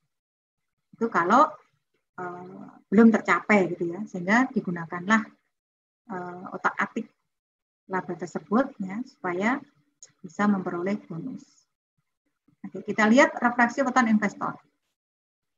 Kita lihat karakternya. Isinan ya, jadi pemalu, malas, kaku hatinya, rendah perbuatannya. Nah, ini banyak jeleknya ini. Bahkan hampir semuanya jelek. Hasil pengamatan, ya, watak amarahnya itu setiap wawancara itu muncul. Nah, ini karena apa? Karena kondisi lingkungan bisnis yang penuh dengan persaingan dan pengalaman selama menjadi investor yang pernah gagal melakukan investasi. Ya, sehingga di dalam wawancara tersebut, gitu ya, dalam menyampaikan pendapatnya itu dengan nada yang marah, dengan mengebrak-ngebrakkan meja, tangannya ke meja, misalnya seperti itu, dengan nada marah, nada tinggi, wajahnya dengan muka yang serem, gitu ya, karena marah, gitu ya. Kesimpulannya bahwa perilaku investor itu mencerminkan karakternya. Karakter buruknya berkembang karena lingkungan kerja atau bisnis dan pengalaman hidup. Jadi pengalaman hidup dan lingkungan kerja itu semakin mendukung ya berkembangnya karakter jelek yang dimiliki oleh investor. Nah, nanti Bapak Ibu bisa melihat gitu ya, mencari tadi wetonnya apa, dicari karakternya misalnya gitu ya. Biasanya kalau yang jelek itu wah nggak cocok itu kok sama saya gitu ya. Biasanya begitu. Kalau yang baik baru yang cocok itu. Baca oh cocok ini buat saya gitu. Tapi kalau jelek biasanya nggak cocok. Nah, kita bisa refleksi diri sebenarnya. Nah, apakah itu cocok atau tidak itu dengan kondisi sekarang, yaitu tentunya selama perjalanan hidup kita itu dipengaruhi banyak hal, dari lingkungan keluarga, lingkungan kerja, ya, lingkungan tetangga, dan seterusnya. Itu memang sangat berpengaruh terhadap karakter kita. Oke, kemudian di slide yang kedua terkait sama weton refleksi minat pegawai untuk menjadi whistleblower. Jadi penelitian ini berusaha untuk mengungkap minat pegawai untuk melaporkan tindakan kecurangan. Jadi berani nggak mereka menjadi whistleblower? Pendekatan kualitatif tentunya, jadi analisis weton ini untuk mengungkap minat pegawai untuk menjadi whistleblower dengan melihat karakternya. Informannya adalah, ini karena ini di salah satu badan usaha ya, di Universitas Brawijaya. Yang saya wawancara adalah direktur, wakil direktur, manajer keuangan, bendara, dan administrasi unit. Metode pengumpulan datanya, wawancara semi terstruktur. Jadi ada pedoman utama, ada guidance-nya. Berikutnya adalah mengalir saja sesuai dengan jawaban dari informan. Oke, next. Nah, hasil penelitian. Studi ini menemukan sebagian pegawai berminat menjadi whistleblower dan sebagian yang lain tidak. Nah, ini saya singkat saja di sini ya. Jadi ada whistleblower, artinya berarti dia berminat menjadi whistleblower. Ya. Itu yang lahir pada weton Rebu Pon, Akad Pahing, Senin Legi, dan Rebu Legi, menganggap bahwa melaporkan kecurangan itu adalah sebuah kewajiban. Ya, berani melaporkan kecurangan itu adalah sebuah kewajiban. Karena tidak sesuai atau melanggar aturan. kemudian itu merupakan tanggung jawab moral karena merugikan organisasi.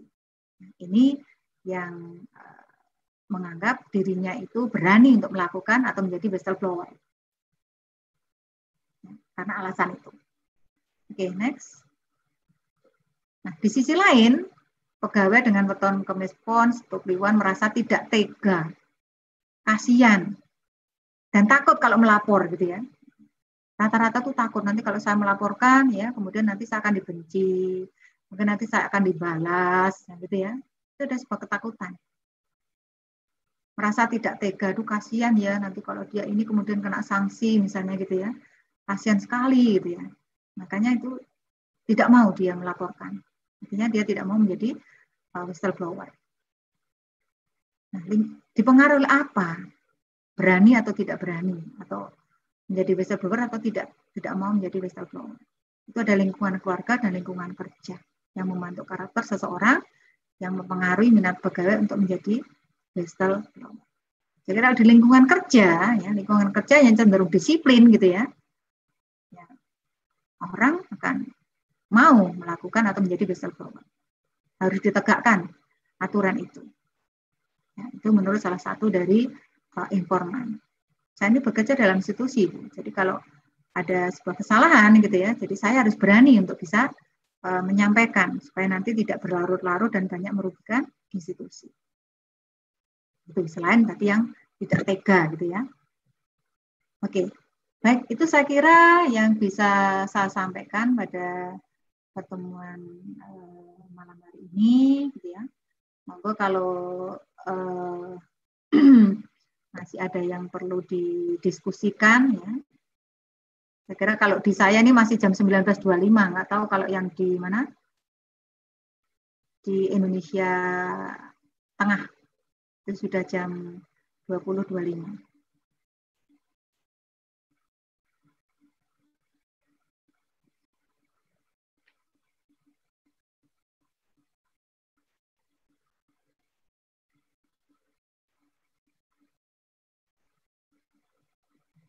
Halo, bagaimana?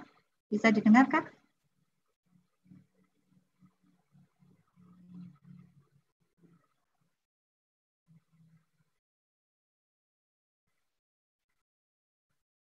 Halo?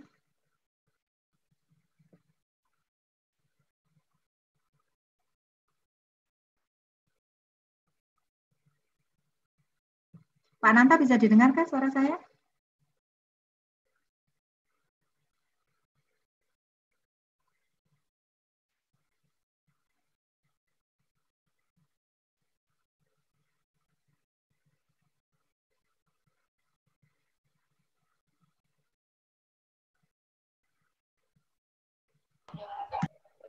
Pak Ananta belum meng-unmute speaker. Oh, belum.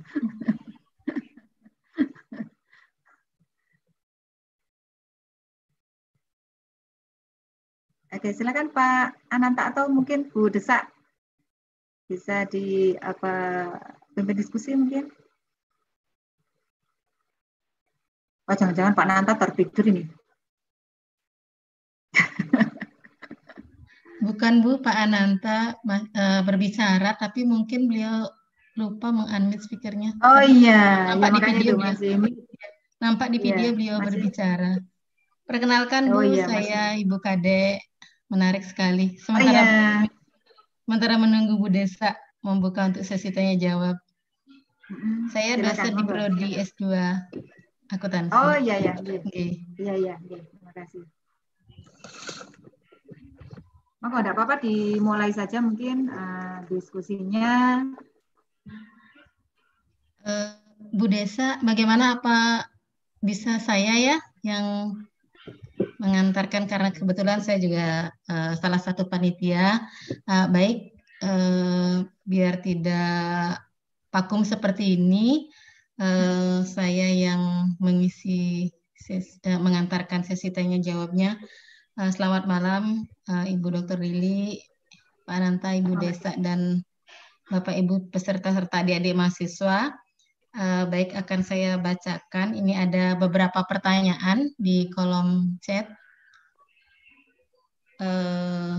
dari beberapa pertanyaan. Sebentar, saya ambil dari pertanyaan di atas ya, Bu. Saya nggak bisa lihat pertanyaan soalnya, Bu, di sini. Jadi saya bacakan, Bu. Karena muter terus ini internet saya soalnya di sini. Mungkin karena koneksi internet ini biar saya bacakan pertanyaannya. Ya, baik, pertanyaannya tentang whistleblower. Sangat antusias pesertanya semua, Bu. Karena memang menarik sekali topik yang disajikan. Nah, ini pertanyaan dari Ibu Rahayu Suryanti. Bagaimana manajemen yang mencoba menerapkan perhitungan weton melakukan tindakan preventif untuk mencegah pegawai yang memiliki weton berpeluang sebagai whistleblower? Bagaimana? Apakah saya bacakan 3 pertanyaan kemudian Ibu jawab atau 1 pertanyaan langsung dijawab, Bu? Boleh, semua boleh. Kalau itu baik, saya lanjutkan. Kemudian pertanyaan berikutnya dari Bapak yang Gede. Yang dari Bu Rahayu tadi, Bu, mungkin bisa diulangi sebentar. Iya, Bu, saya ulang yang dari Ibu Rahayu Suryanti. Bagaimana manajemen atau yang mencoba menerapkan perhitungan weton melakukan tindakan preventif untuk mencegah pegawai yang memiliki weton berpeluang sebagai whistleblower? Nah, itu mungkin maksudnya bagaimana upaya mencegah upaya tindakan whistleblower dengan menerapkan weton itu. Mungkin seperti itu maksudnya, Bu. Kemudian pertanyaan berikutnya dari Bapak Gede Hendra. Dalam praktek di lapangan, apakah dalam perekrutan karyawan dalam suatu organisasi atau perusahaan perlu juga memperhatikan weton? Itu pertanyaan pertama. Ada 2 pertanyaan dari Bapak Gede Hendra. Kemudian yang kedua, apakah ruatan bisa dipakai sebagai SPI atau sistem pengendalian intern yang bersifat awal untuk mencegah sifat atau karakter negatif khususnya dalam akuntansi sebagai sebuah sistem? Kemudian pertanyaan berikutnya, apakah weton atau hari kelahiran dapat menunjukkan karakter dari seseorang? Apakah tuntutan pekerjaan dapat merubah karakter tersebut? Itu dari Bapak Widi Hartawan. Mungkin itu 3 dulu, Bu. Nanti, setelah itu akan saya bacakan lagi pertanyaan berikutnya. Oke, baik. Terima kasih, Bu. Jadi menarik sekali nih ya. Jadi kalau jadi terima kasih sekali ya. Jadi sayang sekali nih saya tidak bisa menyetorkan muka saya. Enggak apa-apa, Bu. Jadi mohon maaf, ini nggak tahu ini mungkin apa dari tadi muter-muter, tapi syukurlah kita bisa berkomunikasi gitu ya, bisa berkomunikasi dan bisa menjalankan paparan cukup baik. Artinya bisa diterima, bisa dilihat gitu artinya. Oke, untuk Bu Rahayu gitu ya. Nah, ini sebenarnya saya hampir semua yang ditanyakan itu pengen saya teliti. Ya, jadi di pikiran saya itu saya ingin mengembangkan penelitian saya ya, semuanya itu berbackground weton. Karena saya sudah dipesan juga oleh promotor saya gitu ya, bahwa kalau sudah menyelesaikan disertasi itu bukan disertasinya kemudian ditutup ya, dihentikan, tapi terus dikembangkan. Nah, saya ingin mengembangkan itu. Kalau misalkan terkait sama manajemen menerapkan weton sebagai preventif gitu ya, sebenarnya kalau whistleblower itu menurut Bapak Ibu itu jelek apa baik ya? Karena kan ada, kalau pertanyaan seperti ini sebenarnya kan ini kan whistleblower itu jelek gitu ya. Nah, kan tidak selalu. Ya kan tidak selalu kan. Jadi kalau whistleblower itu dianggap itu memberikan informasi yang bermanfaat bagi institusi gitu ya. Nah, sebenarnya ya bisa saja diterapkan. Misalkan kalau orang lahir ini misalnya, karena ini kan saya baru meneliti beberapa informan. Mungkin nanti Bapak Ibu bisa melakukan juga di tempat lain, jadi tidak di Jawa misalnya gitu ya. Minat pegawai menjadi whistleblower misalnya gitu ya. Di tempat Bapak Ibu itu bisa dilakukan. Nah, kalau itu bisa dilakukan, nanti kita akan bisa mengetahui weton-weton tertentu gitu ya, yang mereka tuh kalau wetonnya ini berani menjadi whistleblower. Ya, terkait sama tadi pertanyaannya Pak Gede tadi ya, rekrutmen karyawan ini sangat bagus loh. Saya malah ditanya waktu itu, saya wawancara di analis pajak itu ya. Wah, Bu, ini berarti sangat menarik ini. Kalau nanti saya rekrut karyawan gitu ya, saya bisa memperhatikan petonnya. Jadi kalau yang petonnya jelek-jelek mungkin bisa tidak diterima gitu ya, meskipun dia memiliki kemampuan akademik yang bagus. Nah, sampai bicara begitu waktu itu gitu ya. Nah, ini bisa digunakan sebagai pertimbangan gitu ya. Kalau ditanyakan apakah rekrutmen bisa, ya itu bisa sangat bisa. Kalau budaya itu kental dan diyakini ya, diyakini oleh pimpinan gitu ya, bahwa saya tuh sangat percaya dengan makna karakter manusia itu di dalam beton misalnya gitu ya. Atau kalau di Bali itu pewarigaan. Saya sangat percaya itu bahwa orang kalau lahir begini maka karakternya adalah seperti ini misalnya gitu. Nah, kalau itu diyakini ya, rekrutmen itu bisa. Sangat bisa. Saya bilang. Ya, dan nanti itu perlu dilakukan pembuktian gitu ya. Jadi apakah kalau yang direkrut dengan menghindari beberapa karakter manusia yang kurang baik tersebut, kemudian karyawannya ternyata itu memang perilakunya baik. Itu juga perlu dibuktikan. Ini saya sudah melakukan rekrut karyawan yang memiliki karakter yang baik-baik yang diterima, yang tidak baik tidak diterima, misalnya begitu ya. Nah, selama di dalam pekerjaan, menjalankan pekerjaan itu, bagaimana? Apakah memang benar karakter mereka itu lebih baik dalam bekerja? Nah, ini tadi terkait sama pertanyaan yang ketiga tadi. Karakter seseorang dengan tuntutan pekerjaan. Nah, pekerjaannya bagaimana? Apakah pekerjaan itu misalnya tidak menuntut sebuah target yang sangat ketat, misalnya begitu ya. Kalau misalkan target sangat ketat, ada kinerja yang mungkin orang itu tidak mungkin tercapai, misalnya gitu ya. Ya, mungkin ya bisa jadi karakter jeleknya akan muncul. Ya, kalau Bang Nabi bilang itu kan, ya orang berbuat jahat itu karena kesempatan misalnya gitu ya, karena kesempatan. Sebenarnya tidak ada niat misalnya gitu ya, tapi ada kesempatan. Ya, kondisi kerja yang memberikan kesempatan seseorang untuk bisa melakukan kejahatan, meskipun karakternya baik, ya mungkin bisa jadi.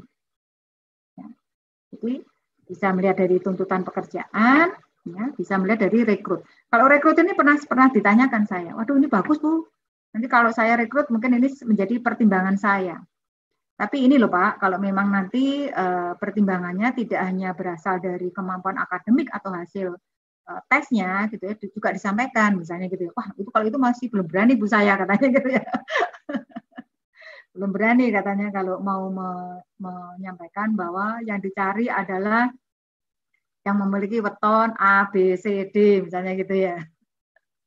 Nah, itu berarti harus yakin bahwa weton-weton yang dipilih itu ya memang diyakini manusia tersebut berkarakter yang baik. Nah, itu bagus loh ya. Kalau karakter kalau rekrut kan sudah ada kan syaratnya apa? Misalnya S1 akuntansi misalnya gitu ya. Umurnya misalnya tidak lebih dari 30 tahun ya. Terus IPK-nya misalnya minimal 3. Nah, berikutnya ada lagi yang lahir pada hari ini. Itu bagus loh, menarik banget itu. Ya, sangat menarik itu kalau itu bisa diterapkan gitu ya. Itu Bapak Ibu tentunya sebagai pimpinan sudah yakin bahwa calon pegawai ya dengan memiliki karakter tertentu itu memang yang dipilih baik, pasti baik, nggak mungkin yang jelek kan. Maka menentukan karakter tersebut atau weton tersebut pasti itu bagus gitu kan ya. Itu bisa, saya kira bisa diterapkan. Ya, bisa diterapkan. Dan itu nanti bisa diteliti juga ya. Apakah memungkinkan ya weton itu bisa digunakan sebagai syarat dari rekrutmen. Itu menarik itu Bapak Ibu. Ya, bisa diteliti nanti ditanyakan kepada pimpinan perusahaan-perusahaan. Ya. Bagus ini ya. Tadi ya itu tadi untuk tuntutan pekerjaan itu juga tadi kan lingkungan kerja sangat berpengaruh dalam riset saya tadi. Lingkungan kerja itu sangat berpengaruh membentuk karakter manusia. Lingkungan kerja yang sehat ya, dengan lingkungan kerja yang penuh dengan tuntutan itu berbeda. Berbeda, sangat berbeda.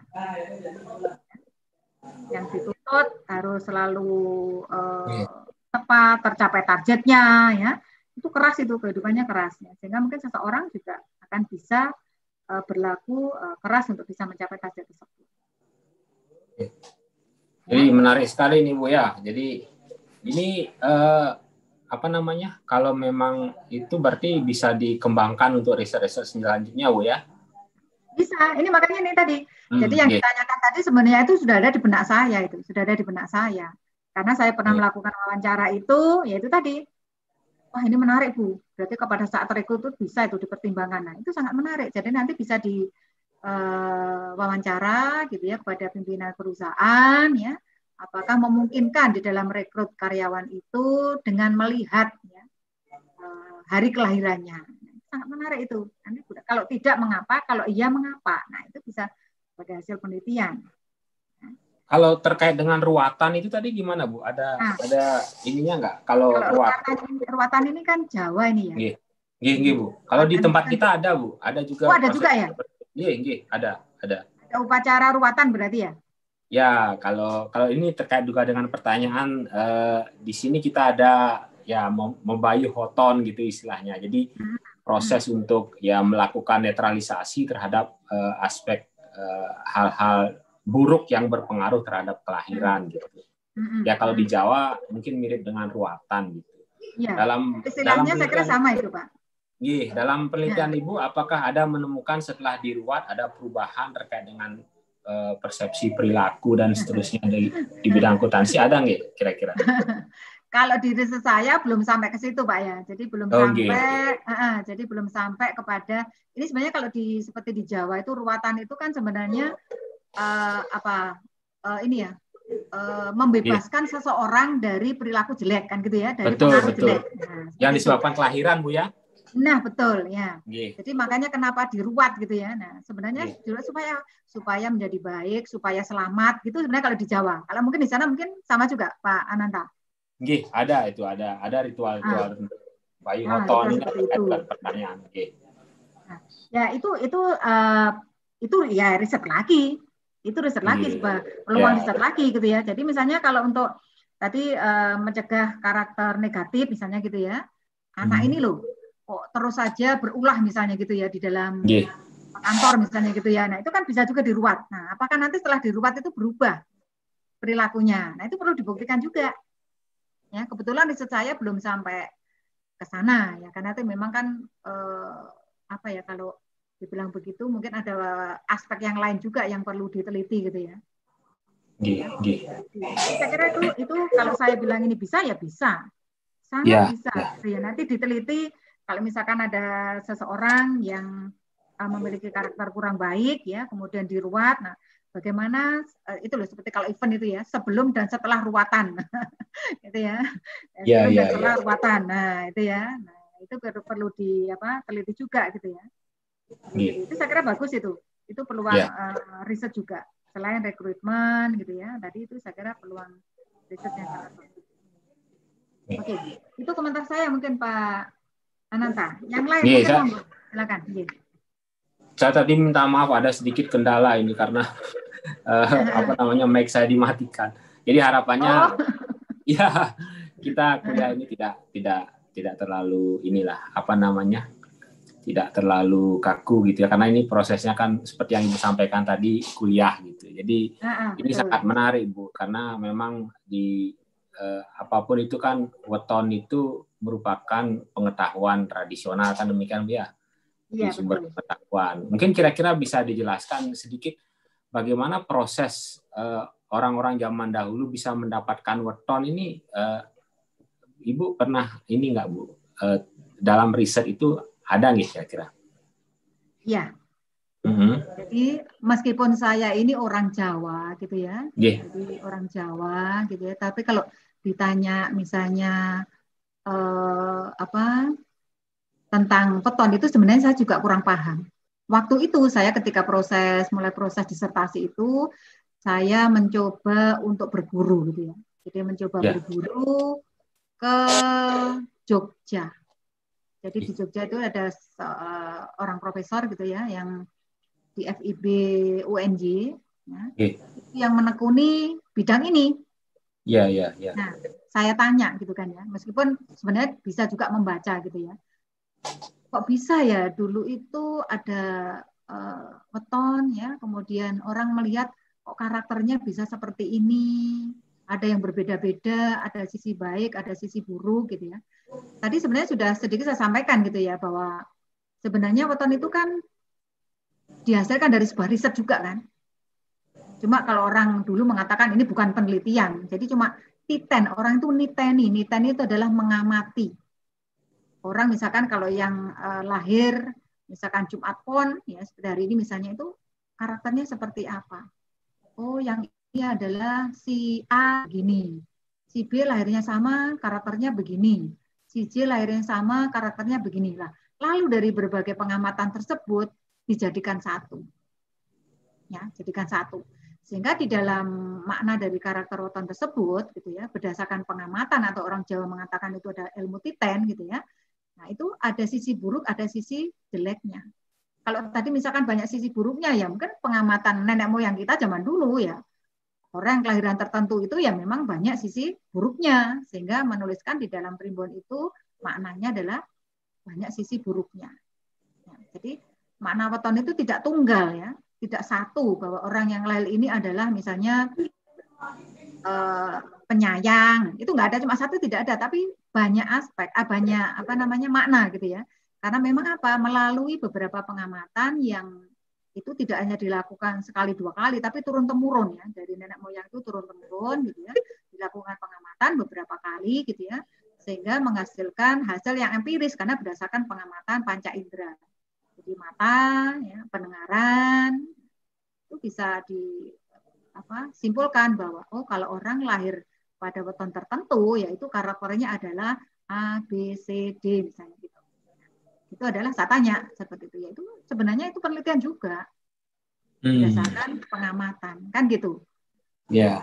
Saya tidak tahu kalau mungkin pewarigaan apakah sama diturunkan dengan cara seperti itu gitu kan ya.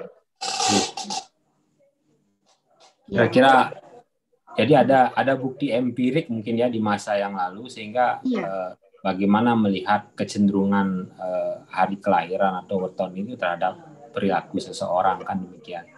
Nah, cuman memang problemnya di zaman modern kali ini ya yang lebih mengutamakan rasio gitu ya.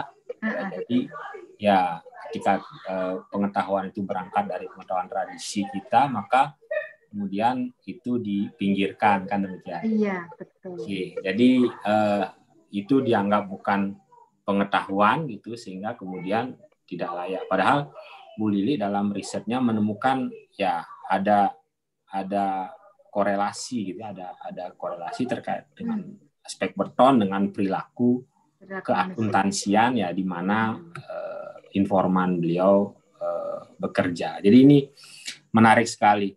Kalau ini dilanjutkan nanti bisa jadi diskusi kita sampai jam 10 ini. Tidak. Enggak apa-apa, saya senang sekali gitu ya. Ya, jadi karena memang ini sifatnya kuliah Bu ya. Apakah masih bisa menemani kami Bu?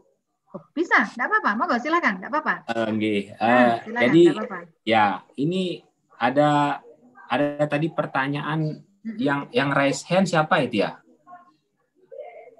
Dari yang raise hand tadi ada. Monggo silakan kalau mau bertanya secara langsung. Iya, bisa bertanya secara langsung. Siapa yang raise hand tadi? Ada? Atau saya bacakan pertanyaan selanjutnya ya Bu ya. Ini dari pertanyaan terakhir dari Pak Anjol ini kan ada sekarang weton, kemudian lingkungan gitu Bu ya. Jadi lingkungan dan weton. Dari hasil riset Ibu gitu, ketika bicara misalnya dimanipulasi terkait dengan manajemen laba gitu atau perilaku akuntansi yang lain, mana yang lebih kuat itu mempengaruhi perilaku seseorang, weton atau lingkungan? Tadi kan Ibu bicara tentang weton dan lingkungan. Ya, silakan. Ya. Jadi kalau kita bicara weton itu kalau kita sekarang ini berarti kan given ya. Jadi artinya ya itu sudah ada.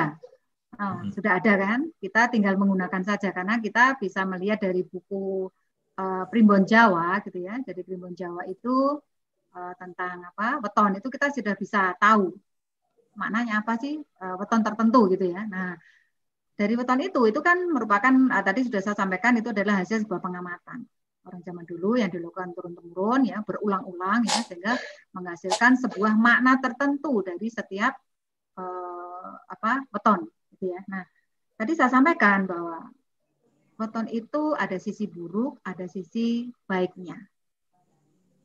Sisi buruk atau sisi baik itu bisa berkembang gitu ya.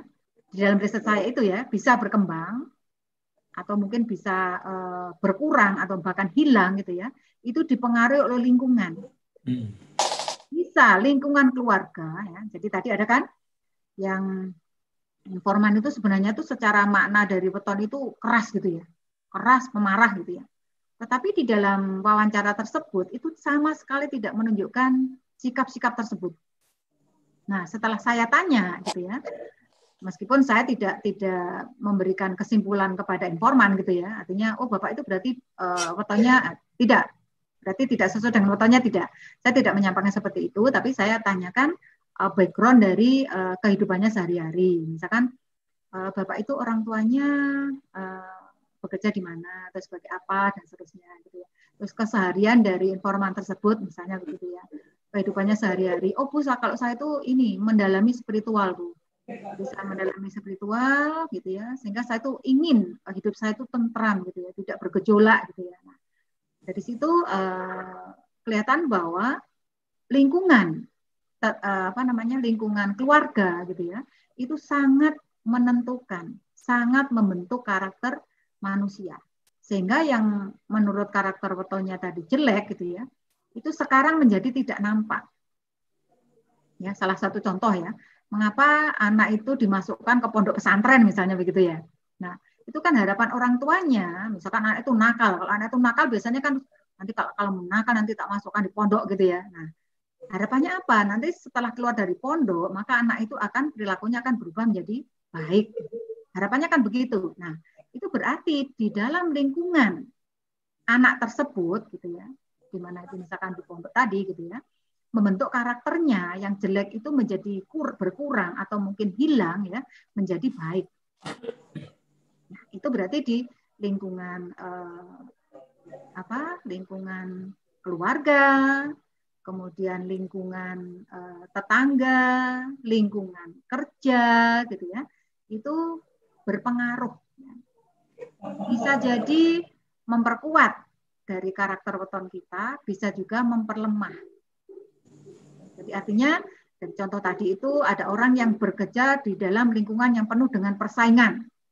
Namanya investor itu kan penuh dengan persaingan gitu ya. Nah, maka berarti kan ada sebuah kehidupan yang tidak sehat. Kalau saya tidak ikut bersaing gitu ya, maka saya akan ketinggalan. Nah, karena terjadi seperti itu, maka seseorang yang sebenarnya memiliki karakter yang sangat baik gitu ya, dengan kehidupan kerja, lingkungan kerja yang seperti itu, yang keras ya, maka bisa jadi sifat atau karakter yang jelek itu akan dominan berkembang. Ya.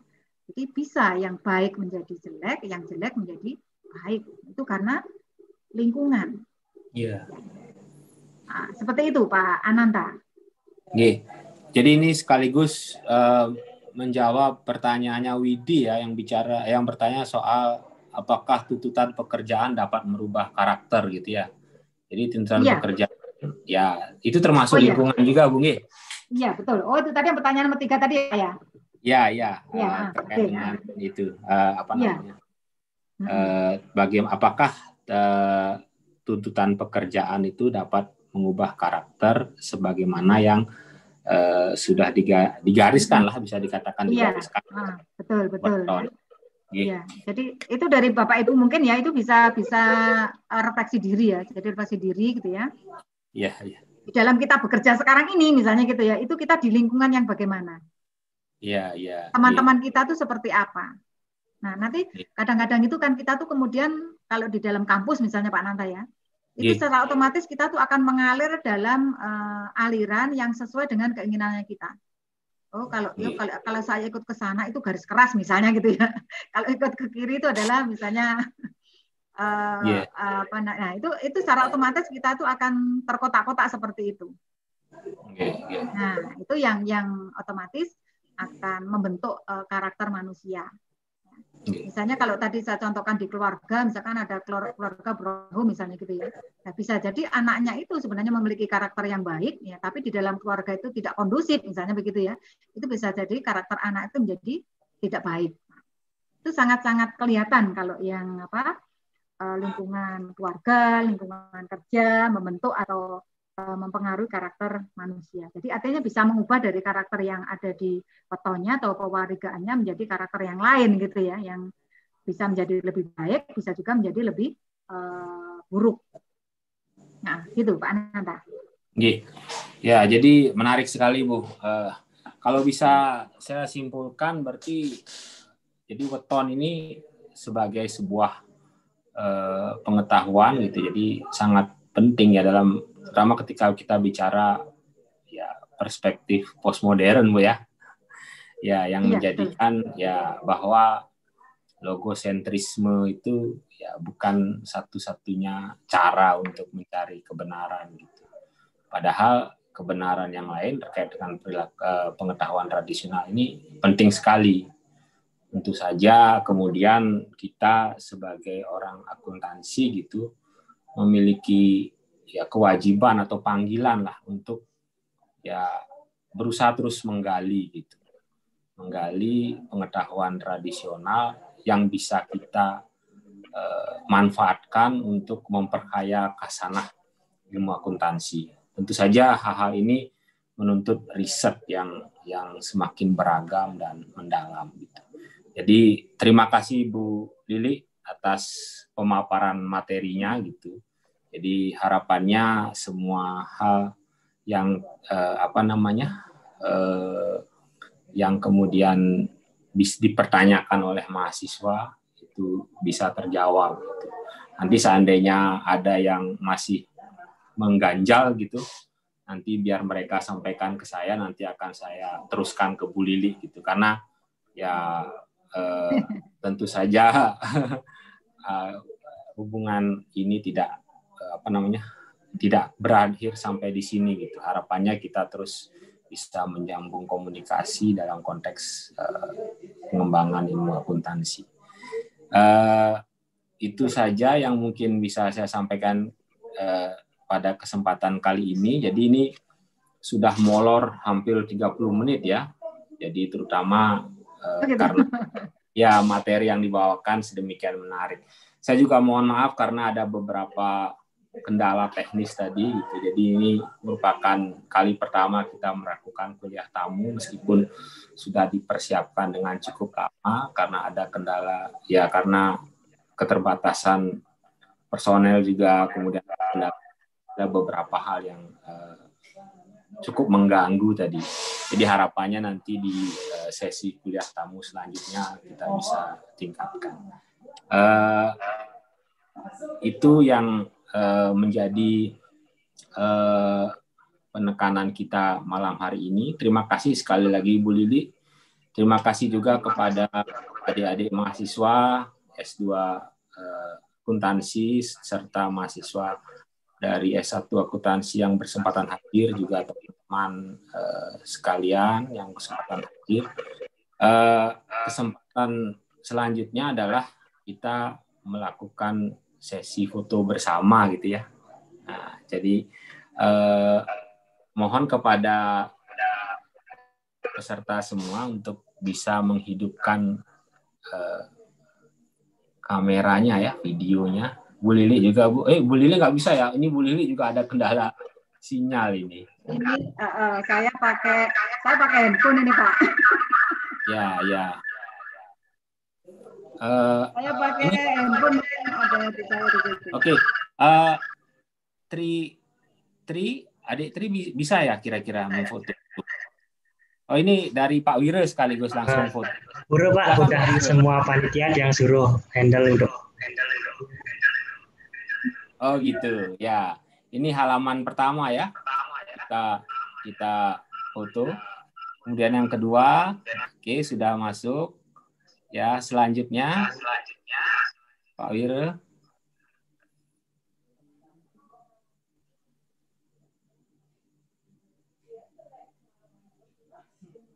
Tuh, yang selanjutnya. Wih, semua. Oke, ini yang ketiga. Wah, ini banyak yang kan video. Oke. Sudah semua, Niki?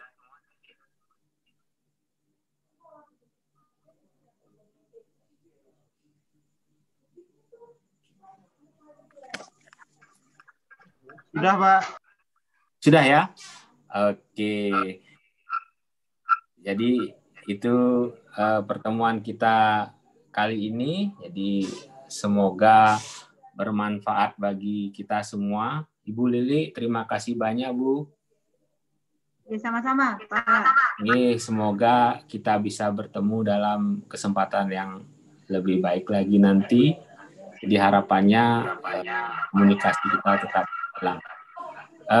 Kepada adik-adik dan peserta sekalian, terima kasih atas partisipasi dan kesungguhannya dalam mengikuti acara. Sampai jumpa dalam seri kuliah tamu selanjutnya. Jadi mohon maaf kalau ada hal-hal yang kurang berkenan dalam pelaksanaan kuliah. Saya tutup dengan para Santi. Om Santi Santi Santi Om. Terima kasih.